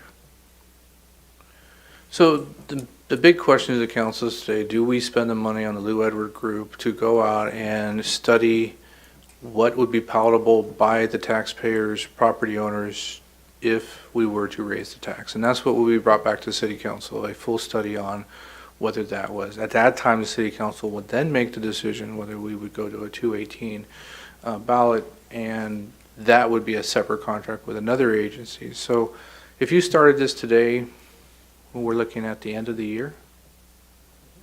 End of the fiscal year, I believe. We can get done that. We can get it done that fast. And the end of the fiscal year. End of the fiscal year to have the ballots out, or to have. I think that the study with Lou Edwards would conclude sometime in the spring. Yes. And then we could come back and discuss it. And then if we chose to move forward, then you would have to go out for an RFP on the services, right? The 218 ballots. We can do an RFP, or we can use our special district administrative consultant. Who would that be? Oh, I guess. So, no, Webb & Associates has done this for us before with Rancho del Oro recently.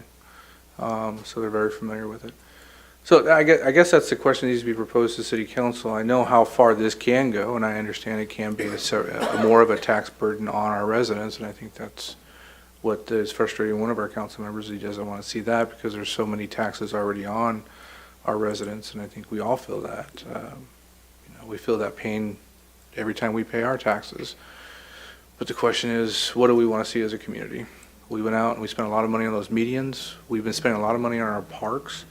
We have to go back and, because we have getting late, and I'm going to use non-technical words, we have a lot of boneheads that like to do a lot of damage to our parks, which causes our Public Works Department to be out there, and that money goes directly into repairs rather than going into, funds that can build new parks. We have to repair parks on a constant basis, and there's just not enough money to go around at this point. So do we continue to just modify our LMDs with the injection of general fund money, or do we go out and ask taxpayers what they would be willing to spend?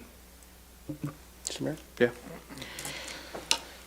Okay, so we do pay $154,000 to get an opinion. And we have a chance she comes back and say, yeah, no, don't do it. So we paid $154,000 for someone to say no. Or we can just pay the $90,000 and do our due diligence. If everybody does their part, that's meaning us. And I don't agree with you guys that something needs to be done. There's actually, increase needs to be done. So I'll be with that. I'll be hitting these town hall meetings. I'll be hitting the workshop saying, this is why we need it. I'll be the biggest advocate for you. I just don't think that the residents will after they find out we spend $154,000, be even less happier to know that we're going to raise the rates all too. I mean, it's just, to me, it's a catch-22 where say they're not going to be happy that we spend $154,000 just to fill them, just to see the poll, just to say the survey, whatever we want to call it. And then when we do, if we do go to the ballots and we do an election, they're going to find out we paid $154,000 for that. They're going to be more upset.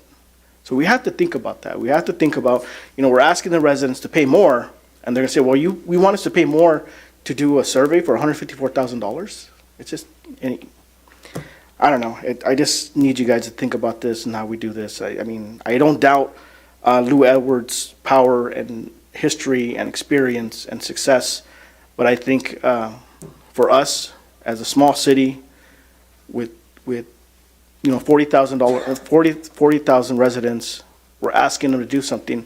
It doesn't look good for us to pay $154,000 and then turn around and ask them to pay more. I'd rather do that, paying the $90,000 and say, hey, we diverted the city spending more money just to test you, just to go out and ask your opinion. I'd rather pay the $90,000 and just say, hey, this is what it is, and this is what you're going to get out of the return. So that's it, Mr. Mayor. Could I capitalize on that a little bit? Sure. Maybe his point is valid on the fact that we don't have the manpower in our staff to do, we're pretty spread thin on just the committees and commissions and outreach we're doing today. But is there a consultant that we know could set up outreaches and start polling people, just a paper poll, for a lot less than $154,000? We know how accurate Lou Edwards has been, so that I know we're paying for that type of service. Some people like to get a steak, right? Some people will go to Denny's to get that steak because they don't care how it tastes as long as they're eating a steak. But some people want to go to Eddie G's on El Paseo, so because they really like that taste of that steak, and they'll pay $150 for that steak rather than $15. So that's, I guess, the answer that needs to be questioned. The question that needs to be answered today, Mr. Gardner. Maybe this will help drill down on it if we can, Jeffrey. I mean, I really appreciate Councilmember Nunez's point, and I think it's quite valid. So maybe, Jeffrey, can you tell us? I mean, it's more than paying them $194,000, stick their finger in the wind and say, how can we do this?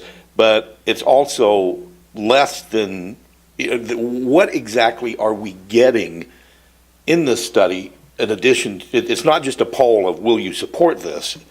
It's more than that. And when we see what else is in that, and then perhaps as a council we can look and say, is that some of the stuff we can do in-house versus sending it out and saving a little bit of money? So maybe if you start with what are we getting for the $194,000?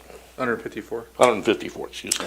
Mayor, could I weigh in on this? Because about, I believe, over 30,000 of that is the polling and the outreach itself. The remaining 120,000, what we're paying for is expertise and experience from somebody who does this professionally. Staff can certainly go in and try to mimic what Lou Edwards does, and we may get a wrong answer. We may think that we have the votes, and then we spend $90,000 and send the ballots out, and it's a big no. So what we're paying for is experience and expertise. Our staff right now has quite a bit on their plates, and they don't have the expertise nor the time to prioritize this kind of project. And that was my point. You definitely have to hire someone out. Is there some other group that could do it? But we also see, our council meetings, we've had a few extra people here tonight than normal, but we usually have 4 or 5 people in the audience. We've had the homeless committee outreach recently, and you had about 20 people in the room. We'll see this this week on the downtown thing, how many people show up, but I probably guess it would maybe be 20 people in the room. So is that a good poll by a consultant that put it together for a lot less to really find out what is going to work in the city if we decide to go that route? So again, you can it's kind of tug of war. Which way do you go is the question. Do you spend the money and get a really accurate answer, or do you test the waters with some public outreach and see what you can get? Unfortunately, we have a working community. Not unfortunately, we just have a working community, and our working community is very busy. We have 10,000 kids in our community, and only 500 play Little League. When you probably, with this type of atmosphere, you probably should have closer to about 750 to 1,000 in AYSO and Junior All-America or youth sport. It's not Junior All-American football, it's youth football. They have the same issues. So I'm just using those because I'm out and about with those organizations and I understand. So I think that would be our downfall on hiring a consultant just to put together public outreach, because I don't think they're going to get there. I think what Lou Edwards does is they reach out, phone, paper, and maybe social media. I'm not sure if they're using social media in this aspect. But. May I chime in very quickly? Just recalling what they did with Measures B and C when we utilized Lou Edwards Group for Measures B and C. They reached out through many different modes. So there were in-person meetings with the community that were held, workshops. They also did a number of mailers that asked for community feedback, which we got significant feedback from the community. They did tons of phone calls with very robust questions that were asked to really gauge what was important to the community. And both of those measures passed because of that hard work and all of the modes of communication that they went and reached our community with, which unfortunately, with our staff, as Luke had mentioned, we just don't have the time or expertise to prioritize that level of outreach that would be needed for something of this magnitude. But those are for a ballot measures. They aren't for a 218 process. It would be the same type of outreach that would be done for a Prop 218 process. I got it, but the Lou Edwards assistance was for ballot measures, not for a 218 process. And what says That's right here in the correct. staff report, Mr. Mayor, if I may, the proposed agreement is for Lou Edwards Group to work with city staff on researching the possibility of increasing the citywide LMD1 assessment. The services provided by Lou Edwards will include, but are not limited to, facilitate and update a coordinated strategy and timeline, facilitate design of an updated research opinion, analyze survey results and provide strategic recommendations for property owner engagement, assist with public engagement and messaging, and assist with rapid response to the community and the media as needed. And all I'm saying is you don't need any of that for something that this council has the power to do. If you put out a 218 ballot, you will get the rate increase. If you, putting out a 218 ballot is the same thing as putting in the LMD increase. And so I just don't think you need Lou Edwards anywhere along this line other than doing research. And so anyhow, I'm whenever you're ready for a vote, I am, Mr. Mayor. I think we've talked this to death. Let's get. I'll make a motion then that we adopt. I'm sorry, I didn't ask for any public comments on this one. I was just reminded. Thank you, Mayor Pro Tem. You've done your first duty. That's your job, is to make sure I stay online. Anyone would like to make any public comments on this item, please come forward. No one coming forth. We'll close public comments this time. Mr. Gardner. All right, I'll move that we approve the professional service agreement for research and consulting services regarding the city-wide lighting and landscape district. Is there a second? There's a second, and Exhibit A. Your mic's off. Exhibit A outlines the scope of service, which is a little far advanced than what Mr. Betts said. So the motion's been made, seconded. Is there any more Amendment to the comments? motion, Mr. Mayor? Yes. I'd like to amend the motion to also include Lou Edwards to engage in determining the viability of a ballot measure to increase the sales tax and other any other measures to fund this rather than a property tax. Okay, before we get into discussion, let me see if there's a second to this motion. Motion dies. We'll go back to the original motion. And is there any more comments? Please vote. It's still showing me as voting for Roger. Do a roll call, please. Councilmember Betts? So this is to approve staff recommendation? Correct. No. Councilmember Gardner? Aye. Mayor Mattis? Aye. Mayor Pro Tem Nunez? No. And Councilmember Pai. Aye. Motion passes. Thank you very much. Move to item number 8, which is the mayor's appointment to various intergovernmental and regional boards and committees. Mr. Soriano. Or do you want me to take this? This is very simple this year. It should be, at least. The city council is appointed to multiple commissions and committees and regional appointments, depending on what we're serving for, from transportation to environmental stuff, all across the board. And with that said, I asked the council this year, since there was no change on the council, that if they wanted to change their committees, they would do that and negotiate with the individual they wanted to switch with. We divvy up the committees based on the seniority, and I'm not changing any at this point, so I would ask for any public comments on this. Is there anybody in the audience like to make any public comments? If not, I will open it up for discussion. Quick comment. Yes. You've done your usual good self on handling this delicate duty. Thank you. And if nobody else has any comments, I'll make a motion to approve your Any other comments? what do you call them? The mayor's appointments to various intergovernmental and regional boards and committees. There is a motion on the table. Is there a second? I'll second. So there's a motion by Mr. Betts, seconded by Mayor Pro Tem Nunez. Is there any other comments? Yes. Go ahead. The airport commission, that may change due to the decision by Palm Springs Council. I have a meeting tomorrow night, and I'll let you know. Can I ask a question on there? Are they still appointing a member from each community, or is that changing now? They're changing about how long a person can stay on. But now there's been some changes. I don't know if that's still true. I did ask. I haven't got a response yet. So we do in-person meetings tomorrow, so I'll ask it, yeah.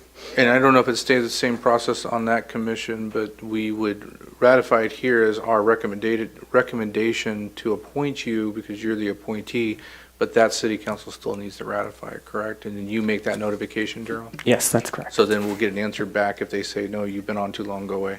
Okay. So All right. will it go to someone else? on the council? Then we would bring it back, and I would recommend I would send out an email asking for any volunteers, and then we would bring it to the council. I'd be more than happy to. Okay. With that said, there's a motion, second. Roll call, please.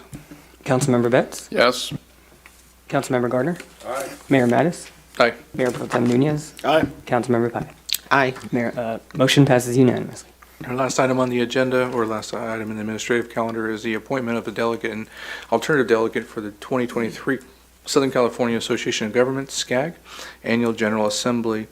I don't attend the SCAG because of work. I know that Mr. Betts does. You don't attend. You attend. Are you attending, Mr. Nunez? I didn't know about it. Their annual meetings once a year, and it'll be next month? It's in May, but they're asking for the delegates to be appointed Mr. Betts and Ms. Pye have been the delegates before, but unless you're interested, do you have to serve on any of their committees to be a delegate? The city has a seat, has standing at SCAG as a member. And then this is their annual meeting in which you would vote on issues relative to, usually it's bylaw changes and things Similar like to the that. California League of Cities? Yeah, Or whatever they call it's themselves. pretty, you're there longer at the meeting, you get there early in the morning, you vote for the thing, and then that's about it. It's quick. Well, Mr. Betts, with longevity on the city council, would you like to be the delegate? Yeah, I would like to. And Ms. Pye is the second senior person on the council. Would you like to be the alternative? Okay, I have two that would be. Is there any public comments on this item? I'll entertain a motion. Move that we appoint Mr. Betts and Ms. Pye as the delegates. Is there a second? Second. There is a motion by Mr. Gardner, second by Ms. Pye. Any more discussion? Roll call, please. Councilmember Betts. Aye. Councilmember Gardner. Aye. Mayor Manis. Aye. Mayor Pro Tem Nunez. Aye. Councilmember Pye. Aye. Motion passes unanimously. And you'll make the proper notifications. We approved the consent calendar. We'll now go to public comments. I do think we have one public comment. Ms. McGarry, congratulations to your appointment to your city council in La Quinta. So welcome, but I know you're here in a different capacity, not just to talk to us about being on a city council, right? No, but always welcome to take advice. Again, I want to thank you so much. Sorry I would have been here for the earlier part, but of course I had my city council meeting tonight. So I wanted to share with you real brief, as you all have received, I believe I've sent out since November several notifications with regards to SoCal Gas's bills. Something that we are unable to control. We are now going around to each of the city council meetings just to share a message which has been pre-approved that I must read. So, Honorable Mayor, City Council members, my name is Deborah McGarry. I am the Public Affairs Manager for Southern California Gas Company.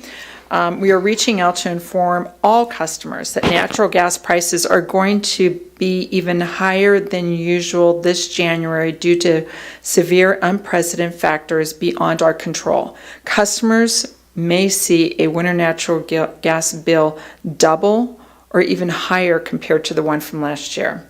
The high bills are a result of a historic high natural gas prices in the western states. Southern California Gas does not set the price for natural gas.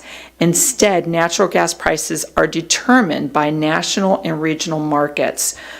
It's a commodity. It's traded just like any other commodity. We do not have any control over that commodity.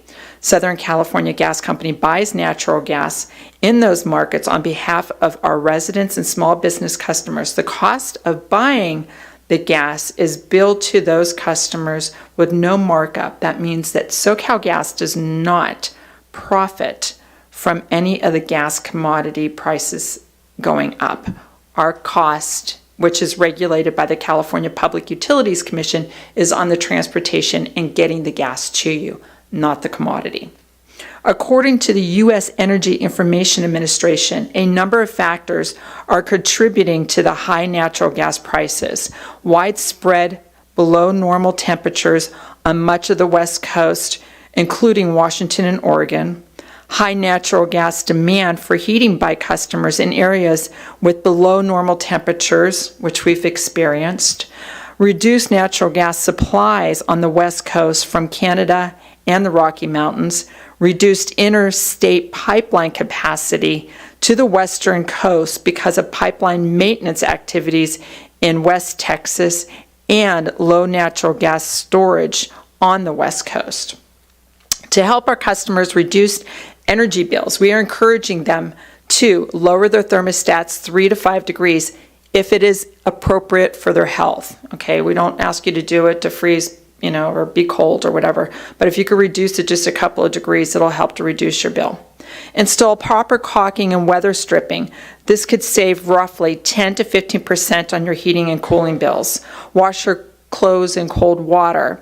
Reduce the temperature on your water heater. Lowering the temperature on the water heater to a setting of 120 degrees can save you up to 22% on your energy cost. Limit the use of non-essential natural gas appliances such as pools, spas, heaters, fireplaces. Those use a lot of natural gas, so if you can, reduce that. And then I would just encourage and ask that you put this on your website. I did speak to some of your staff last week, and they were willing to go ahead and help to get the message out.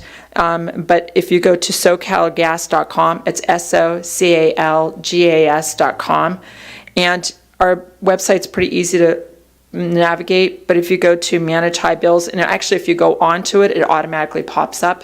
Just click on that, any of the residents, and it gives you all different types of opportunities. Some of the other options that you could go to, just like you do for your electric, is a level playing plan. Okay, so if you want to, you could set up a level pay so that you don't have your bill like on auto pay, which is what I have mine on, and I'm changing it so that it's on a level pay.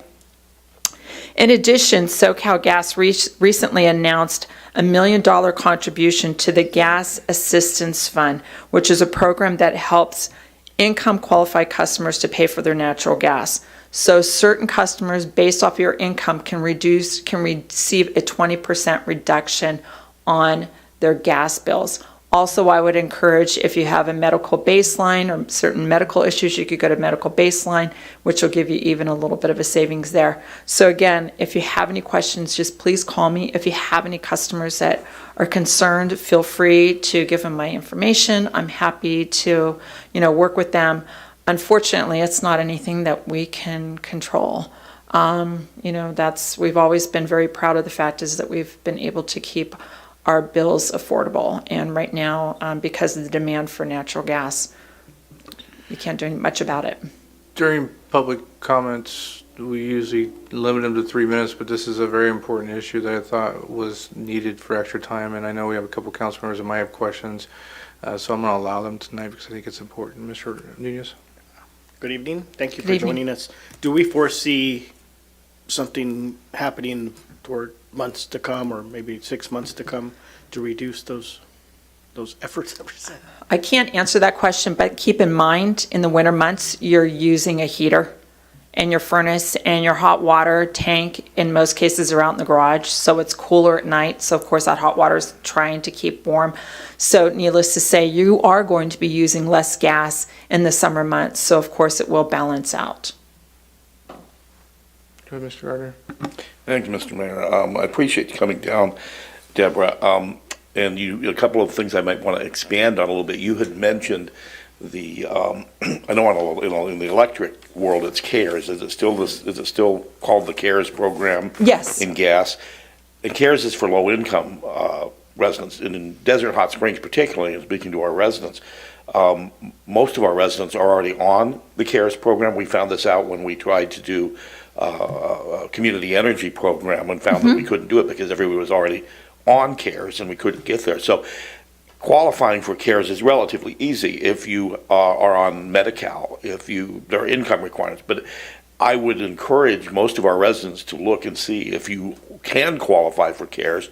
That gets you an additional 20% down, and it's not that difficult to do if you think you can qualify. In fact, I think on your webpage, am I wrong, you can fill out a little survey and you guys will enroll them in it. Exactly, and we'll enroll them. And keep in mind, if someone is involved in it through Southern California Edison, they automatically will qualify with SoCalGas.